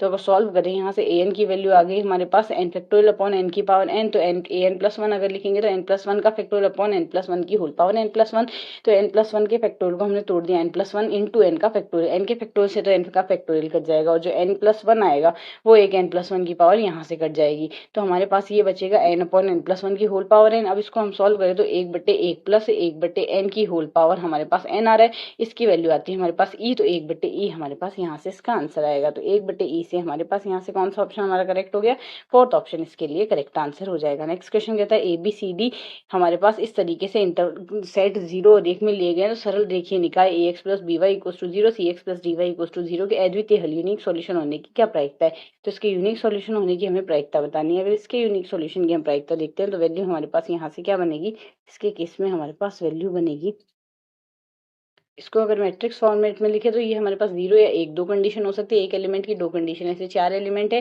तो 2 की पावर 4 टोटल 16 एंट्री होगी। A d minus b c equal to 0 आएगा तो 0 1 0 1 हमारे पास इस तरीके से वैल्यू बन सकती है। यहाँ से डिटर्मिनेंट नॉन जीरो बनना चाहिए, ये हमारे पास कंडीशन। तो एक रो में दोनों जीरो नहीं आ सकते या फिर एक कॉलम में दोनों एलिमेंट जीरो नहीं आ सकते। टोटल ये केस बन रहे, टोटल केस 16 बन रहे हैं और यहाँ से हमारे पास 6 केस बन रहे, 6 बटे 16 यानी 3 बटे 8 हमारे पास इसके लिए वैल्यू आएगी। तो 3 बटे 8 हमारा कौन सा ऑप्शन करेक्ट होगा, यहाँ से थर्ड ऑप्शन इसके लिए करेक्ट आंसर है। क्वेश्चन नंबर 77 कहता है एन पूर्ण संख्याओं का यादृच्छिक रूप से चयन करके गुणा किया जाता है, गुणनफल का अंतिम अंक 2 4 6 8 होने की क्या प्रायिकता है। 2 4 6 8 होने की प्रायिकता हमें बतानी है। तो इसके केस में हम यहाँ से देखें, अंतिम अंक हमारे पास 2 4 6 8 होने की प्रायिकता देखनी है। तो अंतिम अंक हमारे पास यहाँ से 1 3 7 9 हो सकता है। तो अगर 1 3 7 9 में से कोई अंक होता है तो 1 3 7 9 होने की प्रायिकता 4 बट्टे 10 होगी। टोटल 10 अंक है, इसमें से 1 3 7 9 अंक होने की प्रायिकता 4 बटे 10 आ जाएगी। तो यहाँ से 4 संख्याएं n बार उछाला जाता है तो प्रायिकता पावर n आ गई। अब 1 2 3 4 5 6 7 8 9 में से 1 3 7 8 7 9 नहीं होने की प्रायिकता, क्योंकि हमें कौन सी देखनी है, 2 3 7 2 3 6 और 8 देखनी है। ये 4 एलिमेंट होने चाहिए। तो इसका मतलब इन टोटल 8 एलिमेंट में से हमारे पास यहाँ से 4 एलिमेंट तो है नहीं, 8 ही हुए क्या, ये टोटल 9 एलिमेंट हुए हमारे पास। 1 2 3 4 5 6 7 8 ही हुए। 1 से 9 तक टोटल हमारे पास कितने हो गए, 3 6 और 2 8। इसमें 5 और 0 नहीं है हमारे पास। तो टोटल 8 एलिमेंट में से हमारे पास ये 4 एलिमेंट नहीं होने चाहिए। तो इसकी प्रायिकता आ जाएगी 8 की पावर n माइनस 4 की पावर n बट्टे 10 की पावर n आ गई। तो इसमें अगर ऑप्शन से कंपेयर करें हमारे पास 8 की पावर n माइनस 4 की पावर n बट्टे 10 की पावर n, ये हमारे पास यहाँ से करेक्ट आंसर होगा। The area bounded by the curve x minus y का माइनस ऑफ 4y का स्क्वायर और x minus 1 equal to minus of 5y square के लिए हम यहाँ से देखें, हमारे पास इन दोनों में से x की वैल्यू बराबर आएगी, वैल्यू सब्सटीट्यूट कर देंगे तो y स्क्वायर की वैल्यू आ गई हमारे पास +1, तो y equal two plus minus 1 आ गया। प्लस माइनस 1 के बीच में इंटीग्रेशन करेंगे यहाँ से x2 माइनस x1 का, साथ में dx, x2 माइनस x1 करेंगे तो x2 माइनस x1 यहाँ से ले लेंगे, dx कर देंगे। सॉल्व करते हैं तो y स्क्वायर माइनस 1 dy आएगा। लिमिट में हम सॉल्व करेंगे तो 4/3 हमारे पास वैल्यू आएगी। 4/3 से हमारे पास यहाँ से हमारा फर्स्ट ऑप्शन इसके लिए करेक्ट आंसर। क्वेश्चन कहता है the shortest distance between this line and this line is, तो यहाँ से इन दोनों लाइनों के बीच में हमें शॉर्टेस्ट डिस्टेंस देखने, फॉर्मूला होता है b1 cross b2 dot a2 minus a1 upon b1 cross b2 का मैग्नीट्यूड। तो यहाँ से अगर हम यहाँ पर देखें तो a1 की वैल्यू है हमारे पास रेस्पेक्टिवली जो माइनस हो रहे हैं हमारे पास 3 5 और 7, 3 आई 5 जे और 7 के, और यहाँ से वैल्यू आ रही है i माइनस 2 7, दूसरी रो में से i माइनस ऑफ 2 7 और प्लस ऑफ के आई माइनस 2 7 प्लस ऑफ के, यहाँ से रेस्पेक्टिवली a1 की वैल्यू तो ये आ रही है और a2 की वैल्यू सॉरी ये आ रही है माइनस आई माइनस जे और माइनस ऑफ के, और रेस्पेक्टिवली b1 की वैल्यू आ रही है आई माइनस 2 जे और प्लस ऑफ के, और रेस्पेक्टिवली 7i, b2 की वैल्यू 7i माइनस 6j और प्लस के है। b1 क्रॉस b2 हमने यहाँ से सारणिक बना के सॉल्व कर लेना है। ये वैल्यू है इसका मापांक जो आएगा √116 आएगा। रेस्पेक्टिवली यहाँ से a2 माइनस a1 की वैल्यू भी सीध में आ रही है, बस माइनस साइन में आ रही है। तो जो मापांक आएगा इसका, इसको सॉल्व कर लेंगे। a2 minus a1 dot b1 cross b2 से डॉट प्रोडक्ट कराना है हमें। डॉट प्रोडक्ट कराने के बाद हमारे पास यहाँ से जो वैल्यू आएगी, इसकी वैल्यू आ गई सॉल्व करने पर 116/√116, यानी 116 हमारे पास यहाँ से इसकी दूरी आ रही है, जिसको 2√29 लिख सकते हैं।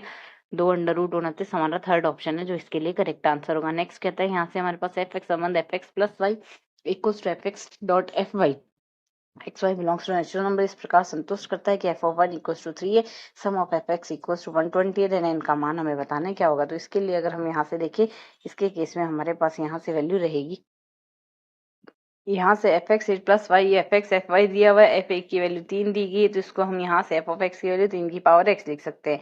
1 से n तक अगर देखें तो हमारे पास वैल्यू आएगी 3 + 3² एन एन सो ऑन। तो इस यहाँ से n सीरीज का हमारे पास यहाँ से सम आएगा a इंटू आर की पावर n-1 अपॉन r-1, तो 3/2 3 की पावर n-1 हमारे पास वैल्यू आएगी। सम ऑफ एफ एक्स हमारे पास 120 है, तो सम ऑफ एफ एक्स अगर हमारे पास 120 है, यहाँ पर तो 2 को वज्र गुणा कर देंगे, वज्र गुणा करने पर हमारे पास 100, यहाँ से वैल्यू क्या आई 120, 2 गुणा 120 240 हो गया। 240 गुणा यहाँ से 3 का भाग भी दे देते हैं, तो 240/3 करेंगे तो यानी 80 हो गया। 80 बराबर 3 की पावर n-1 आ रहा है, तो यहाँ से पक्षांतरित कर लेंगे। 80 + 1 बराबर 3 की पावर n आ रहा है, तो n का मान आ गया हमारे पास यहाँ से 4, तो n इक्वल्स टू 4 यहाँ से इसके लिए आंसर बनेगा। नेक्स्ट क्वेश्चन अगर हम देखें, यहाँ से हमारे पास area bounded by the curve sin x cos x and y of x, तो जब sin x equals to cos x आएगा हमारे पास थीटा की वैल्यू आ गई π/4, क्योंकि 10x बराबर 1 आ रहा है, π/4 पर आएगी, तो 0 से π/4 y1 माइनस y2 dy करेंगे, यानी cos x minus sin x dx कर दिया हमने यहाँ से, और वैल्यू 0 से π/4 आ गई। यहाँ से वैल्यू सिंप्लीफाई करने पर हमारे पास आएगी cos x का sin x समाकलन और प्लस ऑफ cos x आ गया। लिमिट 0 से π/4 लगाएंगे, सिंप्लीफाई करेंगे तो √2 - 1 हमारे पास यहाँ से इसकी वैल्यू आएगी। √2 - 1 हमारा सेकंड ऑप्शन है जो कि करेक्ट आंसर होगा। नेक्स्ट क्वेश्चन, क्वेश्चन नंबर 82, जो कि कहता है y equals to sine of x d2y upon dx square plus 10x dy upon dx equal है। हमारे पास यहाँ से किसके इक्वल है, तो अगर इसके केस में हम यहाँ से देखें तो y equals to sine of x दिया हुआ है, dy अपॉन dx अगर हम निकालेंगे तो ये आएगा कोस ऑफ साइन x, और साइन x का कोस x आ गया। d2y अपॉन dx स्क्वायर में हमारे पास सेम केस में इसको हम आगे करेंगे। ये हमारे पास क्या चेंज हुआ है, ये तो बना है हमारे पास कोस ऑफ साइन x, और साथ ही बन रहा है साइन एक्स का डिफरेंशिएशन आ रहा है कोस एक्स। तो अब अगर इसका डिफरेंशिएशन करेंगे तो कोस का तो आएगा हमारे पास साइन एक्स, तो साइन ऑफ साइन एक्स आ गया यहाँ से, और साथ ही हमारे पास cos x as it is आ जाएगा। साइन ऑफ साइन एक्स आ गया, cos x as it is आ गया, कोस एक्स का अवकलन करेंगे तो साइन एक्स आ जाएगा।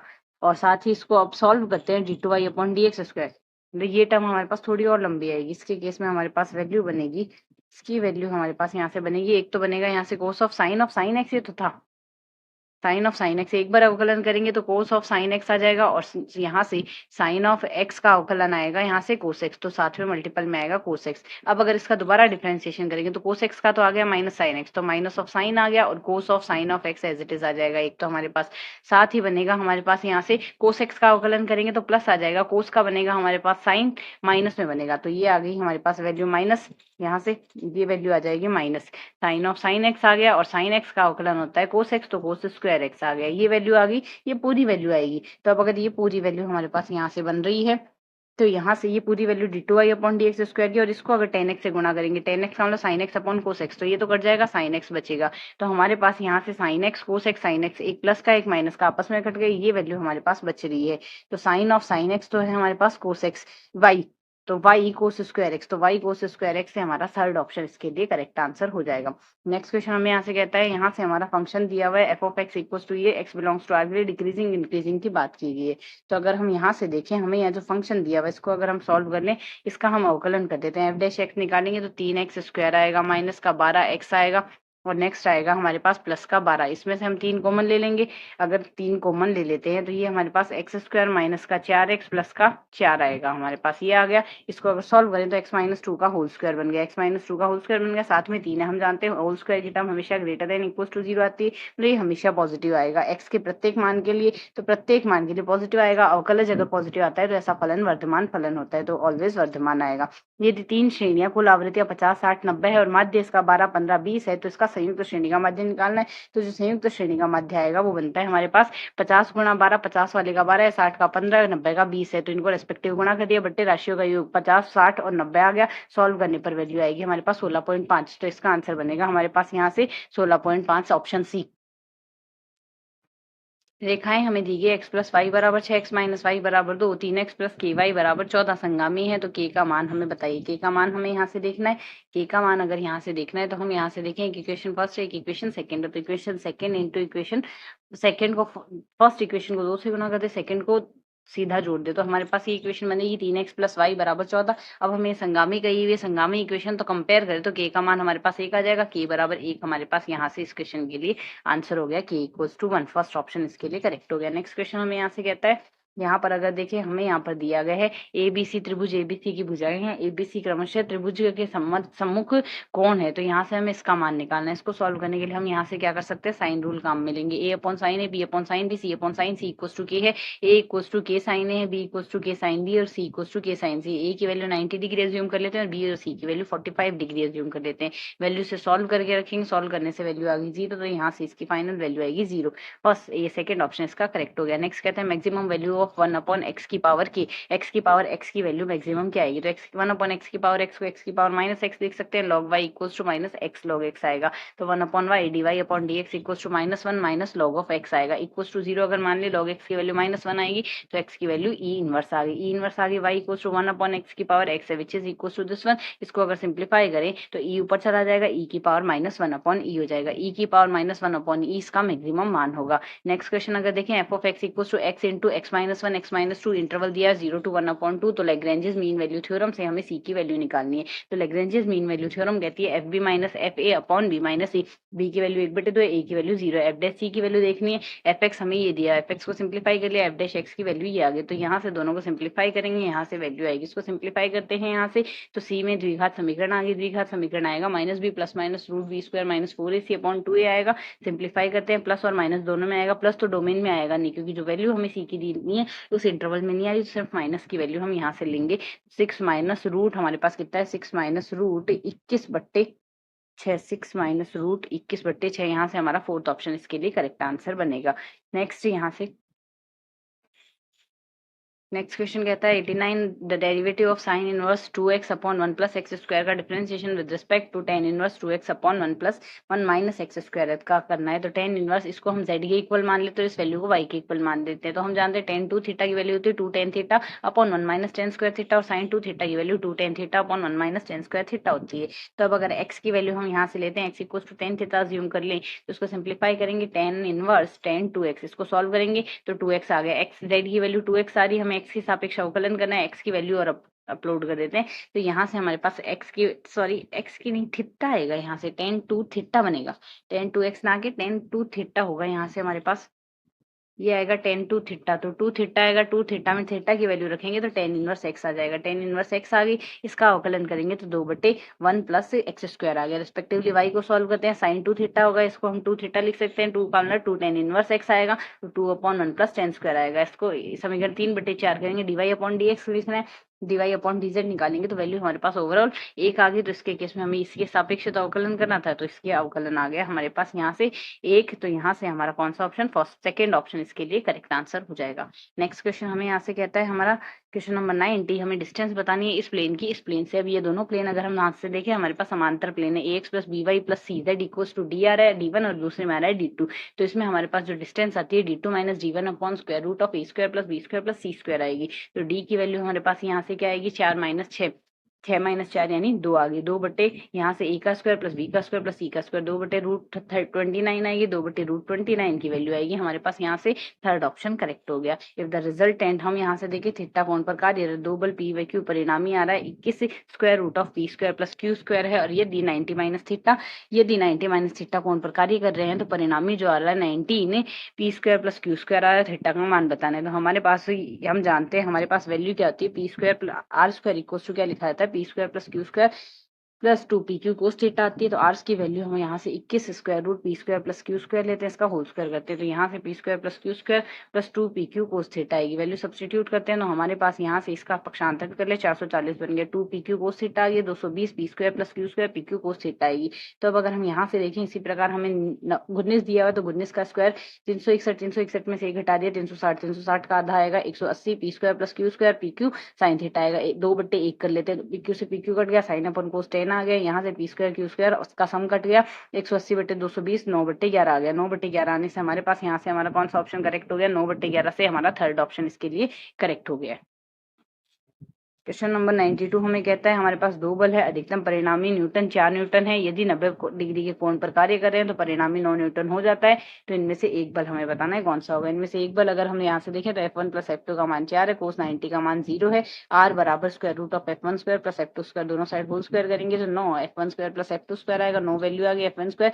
F2 की जगह हम यहाँ से 4 माइनस 9 माइनस हम यहाँ से सॉल्व करें 4 लिखा जाएगा, 9 ना लिख के 4 लिखेंगे ना, 4 माइनस F1 होल स्क्वायर खोलेंगे तो ये वैल्यू आ गई। तो अब अगर हम यहाँ से देखें 2F1 square minus of 8F1 plus 7, ये हमारे पास F1 में द्विघात समीकरण है, तो वैल्यू आ गई 2 प्लस माइनस रूट 2 अपॉन 2। तो इसको 2 प्लस माइनस 1 अपॉन रूट 2 आएगा। एक बल बताना है 2 प्लस 1 बटे रूट 2, हमारा ऑप्शन थर्ड इसके लिए करेक्ट आंसर होगा। नेक्स्ट क्वेश्चन है क्वेश्चन नंबर 93 जो कि कहता है डब्ल्यू भार का एक वलय ए त्रिज्या के स्पॉट ऊर्ध्वाधर वृत्त से मुक्त रूप से फिसल सकता है। कुछ बिंदु के से बंधी हुई रस्सी के सहारे बंधी हुई रस्सी के केंद्र पर थीटा कोण बनाती है, तो रस्सी में तनाव होगा। रस्सी में तनाव हमारे पास यहाँ से होगा 2w sign theta upon 2, 2w sign theta upon 2 होगा। क्षैतिज तल से अल्फा झुकाव कोण पर झुके हुए तल पर डब्ल्यू भार का एक कण रखा हुआ है। साम्य अवस्था बनाए रखने के लिए आवश्यक क्षैतिज बल होगा w10 अल्फा, यहाँ से आवश्यक क्षैतिज बल होगा। For all the real positive values of p 2 raised to the power p, gamma of p plus 1 upon 2 p plus 2 upon 2 is, यहाँ से इस गामा की वैल्यू हमारे पास बनेगी, इसके लिए आएगी root pi gamma of p plus 1, root pi gamma of p plus 1 हमारे पास बनेगी। नेक्स्ट क्वेश्चन कहता है solution of the differential equation. इस डिफरेंशियल इक्वेशन का हमें सॉल्यूशन बनाना है। अगर y2 equal to 2 upon square root of 3 आ रहा है, इसकी वैल्यू बतानी है, तो सॉल्व तो dy अपॉन dx हमें यहाँ ये दिया हुआ है, ये चरों का पृथक्करण कर लेते हैं, सेपरेशन ऑफ वेरिएबल इंटीग्रेशन करेंगे, तो dy upon y square root of y square minus 1 second inverse y बन रहा है, और ये second inverse x plus c बनेगा। y2 की वैल्यू हमारे पास 2 आएगी, तो इसको अगर हम सॉल्व करते हैं y2 की वैल्यू अगर 2 आती है तो हमारे पास यहाँ से वैल्यू आएगी c की वैल्यू आ जाएगी, सिंप्लीफाई करते हैं सेकंड इनवर्स y2 हमारे पास होता है पाई अपॉन 3 की वैल्यू और प्लस c आ गया, और RHS में अगर देखेंगे यहाँ से ये वैल्यू बनेगी 2 अपॉन रूट 3, 2 अपॉन रूट 3 होता है हमारे पास, यहाँ रूट 3 अपॉन 2 पाई अपॉन 6 की होता है, तो 2 अपॉन रूट 3 पाई अपॉन 6 का हो गया। c की वैल्यू आ गई minus of pi upon 6, solve कर लेते हैं value second inverse y equal to second inverse x minus pi upon 6, solve करते हैं तो सेक को उधर भेज देते हैं, sec of x minus pi upon 6, sec of x minus pi upon 6 हमारे पास फोर्थ ऑप्शन इसके लिए करेक्ट आंसर हो गया। नेक्स्ट क्वेश्चन है क्वेश्चन नंबर 96 के next 97, which one of the following is not convex set, कौन सा इसमें कॉन्वेक्स सेट नहीं है। तो अब अगर हम यहाँ से देखें तो हमारे पास ये सेट दिए हुए हैं, ये सेट अगर दिए हुए हैं तो अब अगर हम यहाँ से देखें इसके केस में हमारे पास ये दिया हुआ है x2 minus 3 greater than equal to x1 square, तो इसके केस में डायग्राम कुछ ऐसा बनेगा। तो कॉन्वेक्स सेट ऐसा सेट होता है जिसके सेट के अगर हमारे पास कोई भी दो बिंदु ले, उनको मिलाने वाली रेखा के सारे बिंदु इसमें आने चाहिए, पर ये बिंदु इसमें नहीं आ रहे, जैसे अगर यहाँ से टारगेट करेंगे ये बिंदु नहीं आएंगे, तो इस वजह से ये कॉन्वेक्स सेट नहीं है। नेक्स्ट अगर देखें यहाँ से हमारे पास x1 ग्रेटर देन 2 और x3 ग्रेटर देन 3, अब हमारे पास ये सेट दिया, इनका इंटरसेक्शन मान लीजिए ये आ रहा है, दोनों कंडीशन होल्ड होनी चाहिए, ये हमारे पास एक कॉन्वेक्स सेट है, ये कॉन्वेक्स सेट है। और थर्ड अगर हम यहाँ से देखें इसके केस में डायग्राम हमारे पास थर्ड के केस में क्या बन रहा है, डायग्राम थर्ड के केस में बन रहा है x1 x2 लेस देन 1 और x1 greater than 2, x1 x2 less than 1 आएगा और सारे पॉजिटिव आने चाहिए। तो लेस देन 1 अगर हमें मिल रहा है तो मतलब हमें यहाँ से ये क्षेत्र मिल रहा है, ये मिलेगा, मतलब 1 के लिए लाइन ये ड्रॉ कर ली, 1 के लिए कर ली, लेस देन 1 है तो हमारे पास ये आएगी, फर्स्ट क्वाड्रेंट में आना चाहिए। ये भी कॉन्वेक्स सेट है, पूरा बंद है, तो यहाँ से हमारे पास फर्स्ट ऑप्शन नहीं है जो कॉन्वेक्स सेट नहीं है, बट इसका आंसर इन्होंने थर्ड दिया है, तो हमारे पास यहाँ से इसका फर्स्ट ऑप्शन कॉन्वेक्स सेट नहीं होगा। ये आ जाएगा number of generator off cyclic group, cyclic group के जनरेटर की संख्या बतानी है। साइक्लिक ग्रुप अगर ऑर्डर 8 है, साइक्लिक ग्रुप के जनरेटर होंगे 5 8 का अगर प्राइम फैक्टराइजेशन करें 2 की पावर 3 आएगा, 2 की पावर 3 को अगर सॉल्व करें तो 8 into 1 minus 2 which is equal to 1 - 2, तो यहाँ से वैल्यू आ जाएगी 4। तो यहाँ से इसके कितने हमारे पास बन गए जनरेटर, इसके जनरेटर होंगे 4, तो यहाँ से हमारा ऑप्शन थर्ड करेक्ट आंसर हो जाएगा। नेक्स्ट कहता है if G star B a group and for all A B belongs to G, A star X equals to B and A Y star equals to B, then हमारे पास यहाँ से इसके लिए क्या करेक्ट आएगा, देन इसके लिए हमारे पास यूनिक सॉल्यूशन बनता है, इसके लिए हमारे पास बनता है ओनली वन सॉल्यूशन, तो यूनिक सॉल्यूशन करेक्ट आंसर होगा। 99 के नेक्स्ट है क्वेश्चन नंबर 100, यदि G1 स्टार और G2O दो समूह है, G1 cross E, E2 intersection E1 cross G2 बराबर है, तो E1 G1 हमारे पास इसके तत्समक अवयव है, तो हमें बताना है कौन सा ऑप्शन करेक्ट होगा। इसके लिए हमारे पास करेक्ट होगा E1 E2, ये सेट हमारे पास यहाँ से इसके तत्समक अवयव का कलेक्शन E1 E2 सेट आएगा। नेक्स्ट है यदि हमारे पास H और K दो समूह है, G के उप समूह है और G equals to H cross K है और G अपॉन H हमारे पास आइसोमॉर्फिक है K के और G अपॉन K आइसोमॉर्फिक है H के, तो हमारे पास यहाँ से हमारा कौन सा ऑप्शन करेक्ट हो जाएगा। इसके लिए हमारे पास केवल फर्स्ट ऑप्शन करेक्ट होगा, यहाँ से मतलब ये आइसोमॉर्फिक नहीं आएगा, G अपॉन H आइसोमॉर्फिक आएगा हमारे पास यहाँ से K की। क्वेश्चन नंबर 102 कहता है the solution of the differential equation, इस डिफरेंशियल इक्वेशन का सॉल्यूशन हमें बताना है, तो इसका सॉल्यूशन अगर बताना है, यहाँ से अगर हम इसको सॉल्व करें 2xy से x स्क्वायर, अगर इसको हम यहाँ से दे पहले तो हमने इस इक्वेशन को सिंप्लीफाई कर लेना है। सिंप्लीफाई करने के लिए यहाँ से अगर हम देखें y क्यूब, y को अगर y क्यूब से गुणा करेंगे y की घात 4 बनेगी, जो आपस में कैंसिल आउट हो जाएगी, बाकी बची हुई वैल्यू हमारे पास यहाँ से इस फॉर्म में लिखी जा सकती है। तो अगर इसमें देखें 2 से 2 हमारे पास कट जाएगा, साथ ही जो x है x को क्रॉस मल्टीप्लाई कर देते हैं x और dx को, तो यहाँ से चरों का पृथक्करण हो गया, separation of variable, y square equal to U लिख देते हैं, तो D U equal to 2y dy आ गया। इसको सिंप्लीफाई करते हैं, सिंप्लीफाई करने से ये वैल्यू आ गई, इसको सिंप्लीफाई करके हम 1/2 sec square u integration d u लिख सकते हैं, log of x upon x आ जाएगा। तो लॉग एक्स को अगर हम टी माने तो 1/x डी एक्स डी चला गया, टी डी टी का आएगा टी स्क्वायर अपॉन 2, तो यहाँ से टी की जगह वैल्यू सब्सटीट्यूट कर दी और एलएचएस में हमने सिंप्लीफाई कर लिया, तो 2 कैंसिल आउट हो गया, log of y square equal to log of x का whole square plus t log of y का स्क्वायर इक्वल्स 10 ऑफ वाई का स्क्वायर, सॉरी 10 वाई का square equals to log of x का square plus c. यहाँ से हमारा जो third option है वो करेक्ट आंसर होगा। नेक्स्ट क्वेश्चन हमारे पास है यहाँ से 102 की नेक्स्ट हम देख रहे हैं यहाँ से 103 कहता है vector a and B are irrotational, then a और बी अगर हमारे पास यहाँ से इरोटेशनल वेक्टर होंगे, देन हम जानते हैं ए क्रॉस बी हमारे पास आएगा यहाँ से सोलेनोइडल परिनालिकीय सदिश हमारे पास ए क्रॉस बी बनेगा। नेक्स्ट कहता है अगर हमारे पास इंटीग्रेशन ए से B F x D X संख्यात्मक समाकलन के लिए सिम्पसन 1/3 नियम में त्रुटि पद हमें देखना है, तो सिम्पसन 1/3 में त्रुटि पद जो आएगा वो आएगा हमारे पास यहाँ से a माइनस बी 1/180 h की पावर 4 f ट्रिपल डैश जाई, a माइनस बी 1/80 h की पावर 4 f ट्रिपल डैश जाई, जहाँ a की वैल्यू जाई की वैल्यू a से b के बीच में आएगी। नेक्स्ट क्वेश्चन हमें यहाँ से कहता है क्वेश्चन नंबर 105 कि हमें यहाँ से कन्वर्जेंट सीरीज बतानी है, तो अब अगर कन्वर्जेंट सीरीज हम यहाँ से देखें तो हमारे पास इसके केस में कौन सी सीरीज कन्वर्जेंट है, यहाँ से हमारा सेकंड ऑप्शन कन्वर्जेंट है, क्योंकि ये जो सीरीज आएगी इसके केस में हम देखें लेस देन साइन की वैल्यू बिटवीन 1 to -1 to +1 आती है, तो लेस देन 1 आएगी, less than equal to 1/n² आएगी। हम जानते हैं हमारे पास ये जो श्रेणी होती है पी टेस्ट से ये हमारे पास कन्वर्जेंट है, बड़ी श्रेणी कन्वर्जेंट छोटी श्रेणी कन्वर्जेंट होगी, तो ये हम डायरेक्टली करेक्ट कर सकते हैं। बाकी अगर इसको हम सॉल्व करें ये आएगी हमारे पास 1/√n 1/√k सिमिलर आएगी, तो 1/√n हमारे पास ये डाइवर्जेंट सीरीज होती है, n की पावर लेस देन 1 है p की पावर, तो ये पी टेस्ट से डाइवर्जेंट है रेस्पेक्टिवली। यहाँ से अगर इसको कंपेयर करें सेम केस में हमारे पास ये भी डाइवर्जेंट हो जाएगी, एक कन्वर्जेंट आ गई, बाकी हमें चेक करने की कोई जरूरत नहीं है। नेक्स्ट क्वेश्चन हमारे पास कहता है यहाँ से u equals to square root of t exponential -x² / 4at then d2u upon dx² du upon dt del u upon del t is, यहाँ से इसकी वैल्यू हमारे पास बनेगी, इसकी वैल्यू डायरेक्टली याद रख सकते हैं 1/, बाकी कैलकुलेशन इसकी काफी लेंथी है। नेक्स्ट क्वेश्चन हमारे पास कहता है हमें एसिम्पटोट निकालनी है अनंत स्पर्शी y equals to 4x² + 4x - 3 upon x² minus of 4x + 3 के लिए, तो यहाँ से अगर देखें इसको हम वज्र गुणा करके सिंप्लीफाई कर ले, x की अधिकतम घात x² है, तो x² का जो गुणांक है वो आएगा, यहाँ अधिकतम घात के गुणांक को 0 के बराबर करना है, y - 4 को 0 के बराबर करेंगे, y बराबर 4 आ गई। सेम केस में y की अधिकतम घात यहाँ से 1 है, तो y के गुणांक को अगर 0 के बराबर करेंगे तो x² - 4y plus of 3 equals to 0, तो फैक्टर आएंगे x माइनस 3 और x माइनस 1 बराबर 0। तो यहाँ से हमारे पास x बराबर 1 आ गया, x बराबर 3 आ गया, y बराबर 4 आ गया। x बराबर 1, x बराबर 3, y बराबर 4 हमारा फोर्थ ऑप्शन जो है इसके लिए करेक्ट आंसर बनेगा। नेक्स्ट क्वेश्चन हमें यहाँ से कहता है, क्वेश्चन नंबर 108 हमारे पास यहाँ से कहता है, यदि ए समृद्ध समुच्चयों का स्वच्छ सर्वनिष्ठ निर्धारण बिंदु समुच्चय होता है और बी कहता है परिमित समुच्चयों का संघ एक समृद्ध समुच्चय है। मतलब ए तो कहता है the intersection of arbitrary family of close set is close, और सेकंड कहता है the union of finite number of close set is close. तो हमें बताना है कौन सा स्टेटमेंट इसमें करेक्ट है। तो अगर इसके केस में देखिए हमारे पास यहाँ से हमारा थर्ड ऑप्शन, दोनों ही स्टेटमेंट करेक्ट है कि यहाँ से intersection of arbitrary family of close set is close होते हैं।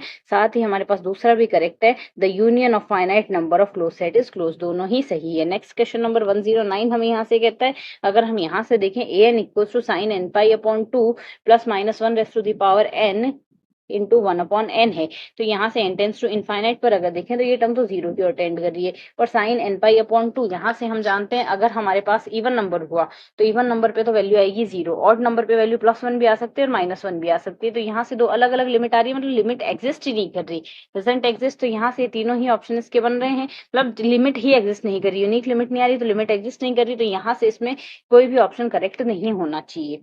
नेक्स्ट क्वेश्चन कहता है, अगर हमारे पास a N b n c n तीन अनुक्रम है, a n less than equals to B n less than equals to c n है, तो लिमिट अगर लगाएंगे तो यहाँ से ए एन और सी एन की लिमिट अगर के है तो बी एन की लिमिट भी हमारे पास यहाँ से के ही आएगी। थर्ड ऑप्शन हमारे पास यहाँ से इसके लिए करेक्ट होगा। नेक्स्ट कहता है सैंडविच थ्योरम थी हमारे पास। नेक्स्ट क्वेश्चन कहता है, अनुक्रम ए एन एक परिमित सीमा ए की ओर अभिसारी है, अनुक्रम बी एन बी की ओर अभिसारी है, तो यहाँ से limit N tends to infinite A one B N plus A two B N minus 1 up to A N B one हमारे पास आए। अब सम में अपॉन में अगर एन आ जाए तो यहाँ से इसकी वैल्यू हमारे पास बनेगी, इसकी वैल्यू आएगी ए इंटू बी, हमारा फर्स्ट ऑप्शन करेक्ट हो जाएगा। अल्टरनेटिव सीरीज है हमारे पास 1 माइनस 1/2 प्लस 1/3 माइनस 1/4, तो ओवरऑल अगर सॉल्व करें ये जो सीरीज है -1 की पावर n/n बन रही है हमारे पास यहाँ से सम में। तो अगर हम यहाँ से देखें जो सीरीज है हमारे पास कैसी सीरीज बनती है, अल्टरनेटिंग सीरीज है हमारे पास यहाँ से थी। ये सीरीज हम जानते हैं मोनोटोनिक, एक तो डिक्रीजिंग है, अगर मॉड वैल्यू ले 1/n आएगी, डिक्रीजिंग है n टेंड्स टू इनफाइनाइट पे वैल्यू हमारे पास 0 में जा रही है, तो ऐसी जो सीरीज है वो कन्वर्जेंट सीरीज हमारे पास होती है लेबनीज टेस्ट से।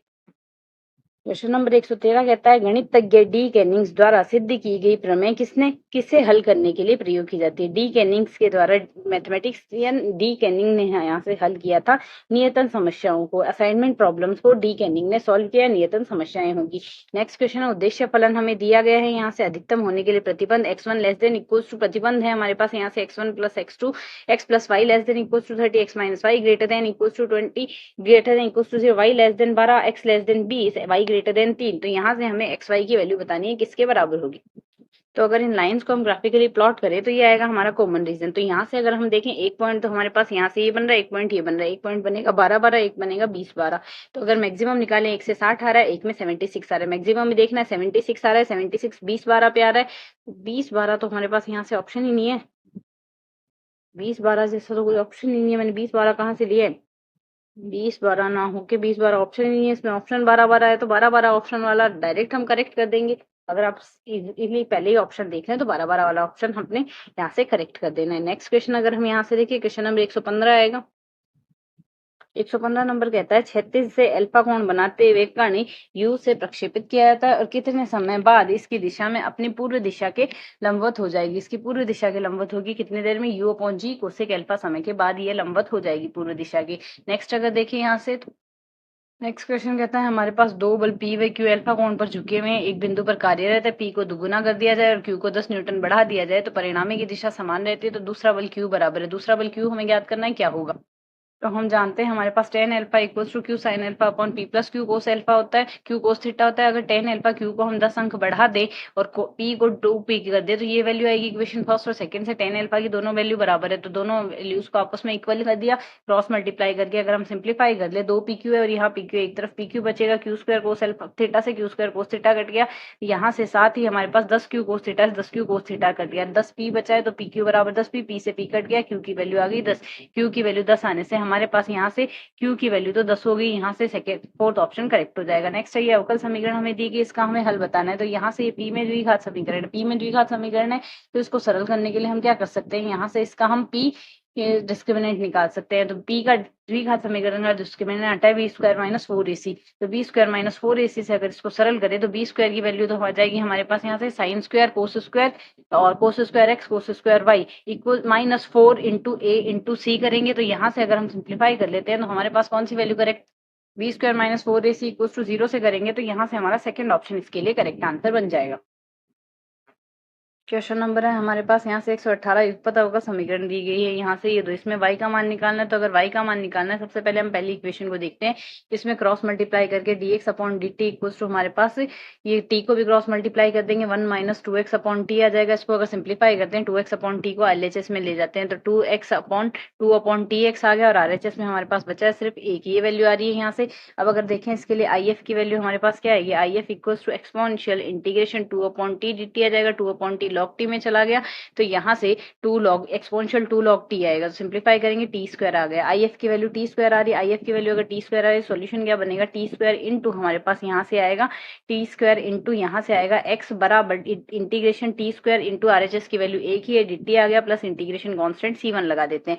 सिंप्लीफाई करेंगे तो x इक्वल्स टू आ जाएगा हमारे पास यहाँ से ये टी क्यूब अपॉन 3 बनेगा। टी स्क्वायर को क्रॉस मल्टीप्लाई कर देंगे तो x 1 upon 3 T plus c1 आ गया। ये वैल्यू आ गई हमारे पास यहाँ से x की वैल्यू आ गई। x की वैल्यू आने के बाद यहाँ से अगर हम इन दोनों समीकरणों को ऐड कर दें, इन दोनों समीकरणों को अगर ऐड करेंगे तो यहाँ से t तो कॉमन आएगा, dx प्लस dy आएगा हमारे पास यहाँ से और RHS की वैल्यू आएगी t माइनस टी dt से कट जाएगा 2x माइनस 2x से कट जाएगा, मतलब dt कॉमन आया हुआ रहेगा, t अगर कॉमन आया हुआ रहेगा यहाँ से अगर t कॉमन लेंगे तो यहाँ से RHS वाली वैल्यू आएगी हमारे पास x प्लस वाई साथ में आ रहा है dt। तो अगर t से t देखें दोनों पक्षों में कट गया, x प्लस वाई को क्रॉस मल्टीप्लाई कर देते मतलब log of x plus y हमारे पास plus log of x plus y plus log c। तो साथ में लिख देते हैं इक्वल्स टू आ रहा है हमारे पास यहाँ से t। तो एंटी लॉग अगर हम यहाँ से लेंगे तो एंटी लॉग लेने से हमारे पास ओवरऑल वैल्यू क्या बनेगी, एंटी लॉग से हमारे पास वैल्यू बन जाएगी e की पावर t और साथ में एक कांस्टेंट आ रहा है c मान लेते हैं, ये इक्वल्स टू आ रहा है x प्लस वाई आ रहा है। तो यहाँ से x का पक्षांतरण कर देते हैं तो y की वैल्यू आ जाएगी exponential c exponential t minus में यहाँ से c1 के साथ हमारे पास अगर देखें तो t की पावर -2 भी तो आएगा। तो वैल्यू अगर सब्स्टिट्यूट करते हैं हमारा फर्स्ट ऑप्शन इसके लिए करेक्ट हो जाएगा जो कि कहता है c1 e की पावर t माइनस में 1 अपॉन 3 t और minus c2 upon T square, ये करेक्ट आंसर आ गया। नेक्स्ट क्वेश्चन हमारे पास यहाँ से कहता है एक्स वाई बिलोंग्स टू हमारे पास r plus x y belongs to r plus है, y equals u equals to x plus y plus z है और v equals to x square y square z square का sum है और w equals to x y y z z x है। Then यहाँ से gradient of u gradient of v और gradient of w जो बनेगा ये सारे हमारे पास यहाँ से बनेंगे कोप्लेनर, दीज आर कोप्लेनर है, दोनों सारे कोप्लेनर आएंगे। नेक्स्ट क्वेश्चन कहता है यदि S1 हमारे पास integration u del u dr dot dr और S2 equals to integration v del u dr है तो double integration of del u del v dot n ds जो आएगा वो आएगा हमारे पास यहाँ से equals to the both S1 and S2। Question number 121 कहता है ए बी और सी हमें 3 वेक्टर दिए गए, आर पोजीशन वेक्टर का पॉइंट हमें दिया गया है पी, कहा गया है is orthogonal to A, P जो है वो ऑर्थोगोनल है और ए के, और साथ ही आर डॉट यहाँ से r dot r cross b equals to b cross c है हमारे पास। तो जो ऑर्थोगोनल होगा ये हमारे पास ए के अगर ऑर्थोगोनल डॉट प्रोडक्ट हमारे पास 0 आना चाहिए। तो अगर फर्स्ट ऑप्शन से देखे ये आर जो वेक्टर बनेगा ये ऑर्थोगोनल हो रहा है हमारे पास यहाँ से ए के, तो ए के ऑर्थोगोनल आ रहा है, इनमें से कोई सा भी ऑप्शन जो मैच होगा A dot R equals to 0 आएगा। फर्स्ट ऑप्शन में देखे तो 1 प्लस 4 माइनस 3 यहाँ 0 बन रहा है, this can be option. Next option हमें कहता है यहाँ से नेक्स्ट ऑप्शन में अगर देखें तो 3 और -3 0, ये भी एक ऑप्शन हो सकता है। इसके नेक्स्ट में अगर हम यहाँ से देखें तो माइनस का 3 और प्लस का हमारे पास यहाँ से 0 और प्लस का 3 ये भी हो सकता है। इसके नेक्स्ट है यहाँ से हमारे पास 1 -4 और +3, ये सारे ही ऑप्शन डॉट प्रोडक्ट में तो 0 बन रहे, इस वजह से इसमें इस तरीके से तो हम नहीं कर सकते। बी क्रॉस सी हम निकाल लेते हैं। बी क्रॉस सी अगर हम यहाँ से निकालेंगे तो हमारे पास आई जे के की फॉर्मेट सारणी के रूप में लिखेंगे, I dot I plus J plus के लिख दिया। अब हम जानते हैं आई क्रॉस जे का मान के होता है और जे क्रॉस आई का मान के होता है माइनस में। तो अगर बी सदिश हम यहाँ से लिखते हैं और आर हम 1 बाई 1 ऑप्शन से चेक करते हैं, तो 1 बाई 1 ऑप्शन से अगर चेक करेंगे आर क्रॉस बी में हम यहाँ से अगर सॉल्व करके देखें तो पहले माइनस आई आ रहा है और हमारे पास जो वैल्यू आ रही है आई आ रही है, तो फोर्थ ऑप्शन तो हमारे पास करेक्ट नहीं होगा। इसी तरीके से सेकंड ऑप्शन में हम सीधा ही रख के देख लेते हैं ना, हमें क्या निकालना है आर क्रॉस बी। तो आर को अगर हम यहाँ से बी से गुणा करते हैं तो आर क्रॉस बी अगर लिखना है तो आई को हम इसको हमने उल्टा कर दिया, लाइक बी क्रॉस आर अगर करते हैं तो पहले आई के गुणांक को हम यहाँ से जे के गुणांक से करें तो के का गुणांक हमें मिल जाएगा। तो पहला तो एलिमेंट आ गया 0, और इसके आई के गुणांक को अगर इसके जे के गुणांक से करेंगे तो माइनस क्या आएगा हमारे पास, ब्रैकेट के बाहर माइनस लगा दो, 9 के या -9 के आएगा। इस वजह से सेकंड और थर्ड ऑप्शन तो वैसे डिस्कार्ड हो गए। तो फिर फर्स्ट ऑप्शन बचा। फर्स्ट ऑप्शन को अगर आप सारणी के फॉर्मेट में लिख के देखते हैं तो हमारे पास यहाँ से ऑप्शन करेक्ट बन जाएगा। नेक्स्ट क्वेश्चन हमें कहता है यहाँ से हमारे पास n greater than equal to 0 है, इंटीग्रेशन ए से बी, इंटीग्रेशन ए से Y, Y minus X, F x D X D Y की जो वैल्यू है वो हमारे पास यहाँ से किसके बराबर आएगी। तो अगर इस ऑप्शन को हम चेक करें तो हमारे पास यहाँ से कौन सा ऑप्शन करेक्ट बनेगा, इसके लिए हमारा थर्ड ऑप्शन करेक्ट बनेगा। 1/n+1 इंटीग्रेशन ए से बी वी माइनस एक्स की पावर n+1 dx हमारे पास यहाँ से मिल जाएगा। नेक्स्ट क्वेश्चन कहता है चार समदूरस्थ बिंदु u-1, u0, u1 और u2 के लिए लैग्रेंज सूत्र का एक मान ux के अंतर्वेशन किया जाने पर उसे निम्न प्रकार से लिखा जा सकता है। ऐसे हम निम्न प्रकार से लिख रहे हैं तो इसके केस में इफ यहाँ से हमें y और x की कंडीशन बतानी कौन सी करेक्ट होगी। अगर लैग्रेंज अंतर्वेशन सूत्र इस तरीके से लिखा जा रहा है तो हमारे पास यहाँ से करेक्ट ऑप्शन बनेगा पहला, y = 1 - x है, y = 1 - x हमारे पास होता है। नेक्स्ट क्वेश्चन नंबर 124 जो कि कहता है इंटीग्रेशन 0 से x square exponential y upon x dx dy की वैल्यू निकालिए। पहले हम y के सापेक्ष समाकलन कर लेते हैं। तो जैसे ही हम y के सापेक्ष समाकलन करेंगे इस पद का तो यहाँ से वैल्यू आएगी exponential y upon x into में आ जाएगा x अपॉन में 1 अपॉन x आएगा तो x ऊपर आ गया। 0 से x स्क्वायर करेंगे, x के सापेक्ष समाकलन करेंगे, सॉल्व करते हैं, अपर लिमिट लगाएंगे और लोअर लिमिट लगाएंगे। सिर्फ x पे लिमिट लगेगी तो x एक्सपोनेंशियल x - 1 आ गया। इंटीग्रेशन करते हैं तो x exponential x minus of exponential x minus x square बट्टे 2, इंटीग्रेशन 0 से 1 आएगा, सॉल्व करेंगे वैल्यू आ गई 1/2। तो यहाँ से इस इंटीग्रेशन की वैल्यू हमारे पास क्या बन रही है 1/2। इससे हमारा सेकंड ऑप्शन करेक्ट हो जाएगा। नेक्स्ट क्वेश्चन कहता है एसिम्पटोट हमें फाइंड आउट करनी है, y - x = 0 के पैरेलल करनी है, ये इक्वेशन है। तो y - x के जो गुणांक है लाइक y - 2x है, y - 2x का पूरी इक्वेशन में भाग दे देते हैं। जैसे y - 2x का पूरी इक्वेशन में हम भाग देंगे ये हमारे पास इक्वेशन बन जाएगी। तो यहाँ से y - x इसको अगर = 0 इसको सिंप्लीफाई करें, m की वैल्यू तो आ रही है 1 यानी y अपॉन x तो टेंड करेगा 1 पे और 1 अपॉन x टेंड करेगा 0 पे। तो पहले तो यहाँ से हम अंश और हर में इसमें x का भाग दे देते हैं, सेम केस में अंश और हर में इसमें x का भाग देंगे।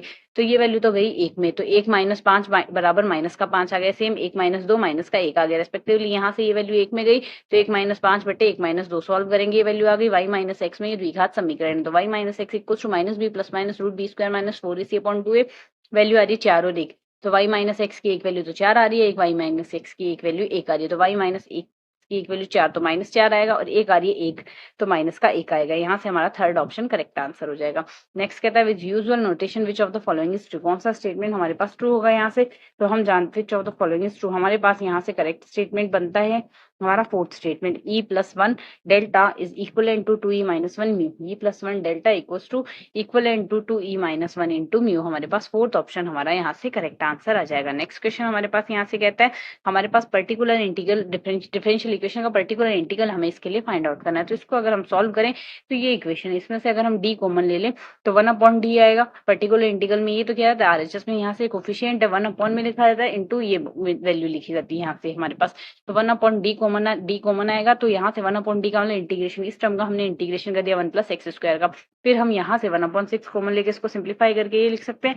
आगे बस हमने इसको सिंप्लीफाई किया, जैसे हम इसको सिंप्लीफाई करेंगे हमारे पास ये वैल्यू बनेगी। यहाँ से कंपेयर करने पर हमारा सेकंड ऑप्शन करेक्ट आएगा। अब अगर हम यहाँ से 1/d से पहले इंटीग्रेट नहीं करते हैं तो इसमें से कोई भी ऑप्शन हमारे पास इसमें मैच नहीं हो पा रहा है। क्वेश्चन नंबर 129 हमारे पास कहता है सॉल्यूशन बताना है हमें इस डिफरेंशियल इक्वेशन का। तो इस डिफरेंशियल इक्वेशन को अगर हम यहाँ से सॉल्व करें तो हमारे पास क्या वैल्यू बन रही है, ux + 2 को हम r² लिख देते हैं -7r + 10 = 0। इसको अगर सिंप्लीफाई करते हैं u - 5 u - 2 = 0 आएगा हमारे पास। तो इसके लिए हमारे पास 5 और 2 इसके सॉल्यूशन आ गए। 5 और 2 अगर हमारे पास यहाँ से इसके सॉल्यूशन है तो यहाँ से अगर हम चेक करते हैं तो एक तो 5 वाला और एक 2 वाला वही सही हो सकते हैं, बाकी तो डिस्कार्ड हो जाएंगे। तो पहला और तीसरा ऑप्शन तो डिस्कार्ड हो गया। अब हमें चेक करना है यहाँ से +6, यहाँ से अगर हम देखें तो इसके हमारे पास जो पर्टिकुलर सॉल्यूशन बनेगा वो बनेगा a × 4 की पावर x ये बनता है। तो अब अगर हम सीधा ही यहाँ से वैल्यू रख के देख लें, इन ऑप्शंस में से हम प्लस और -6 बनेगा। तो अगर वैल्यू रख के हम देखते हैं यहाँ से +6 रख के देख लेते हैं, +6 रख के देखते हैं तो यहाँ से हमारे पास अगर 4 की पावर x कॉमन लेंगे ये टर्म आएगी। एज वी कैन सी ये टर्म हमारे पास नेगेटिव आ रही है पर हमारे पास RHS वाली वैल्यू तो पॉजिटिव आ रही है। तो इसका मतलब +6 तो होगी नहीं, +6 नहीं होगी तो यहाँ से ये ऑप्शन डिस्कार्ड हो गया। बचा हुआ ऑप्शन जो है हमारे पास फोर्थ ऑप्शन हमारा करेक्ट आंसर हो जाएगा। इजीली बेसिक कंसेप्ट से कर सकते हैं। नेक्स्ट यहाँ से हमें इसका सॉल्यूशन निकालना है। इसका सॉल्यूशन निकालना है तो यहाँ से x+3 को हम r क्यूब में ले जाएं तो ये वैल्यू बनेगी। अब यहाँ से इसके भी रूट्स निकालने की जगह हमारा सीधा सा टेक्निक रहेगा, इसमें हम यहाँ से ऑप्शंस रख के देखेंगे। तो अगर ऑप्शंस हम रख के देखते हैं तो हमारे पास कौन सी वैल्यू आ रही है, यहाँ से x की वैल्यू हम +3 रखते हैं, +3 रखेंगे तो हमारे पास, तो यहाँ से अब अगर हम देखते हैं हमारे पास एक्स की वैल्यू कौन कौन सी आती है। ऑप्शन के केस में हमारे पास एक तो 3 आ सकती है, +3 या -3। एक ऑप्शन तो ये है +4 या -4 और +5 -5 है। तो हम 1 बाय 1 अगर इसमें रख के देख लें, जैसे ही हम +3 रखते हैं, +3 रखने से हमारे पास यहाँ से वैल्यू 0 मिल रही है, तो +3 वाली वैल्यू होगी और -3 वाली नहीं होगी। रेस्पेक्टिवली +4 रख देखते हैं तो यहाँ से r की जगह जैसे ही +4 रखेंगे ये वैल्यू 0 नहीं बन रही है, तो 0 नहीं बन रही, +4 नहीं होगा। +3 सॉल्यूशन है, +4 नहीं है, तो इस वजह से हमारे पास ये ऑप्शन डिस्कार्ड हो गया। +3 तो सॉल्यूशन था ही ना, और यहाँ से ये ऑप्शन डिस्कार्ड पहले ही हो गए थे दोनों, तो बचा हुआ ऑप्शन है सेकंड जो कि हमारा करेक्ट आंसर होगा।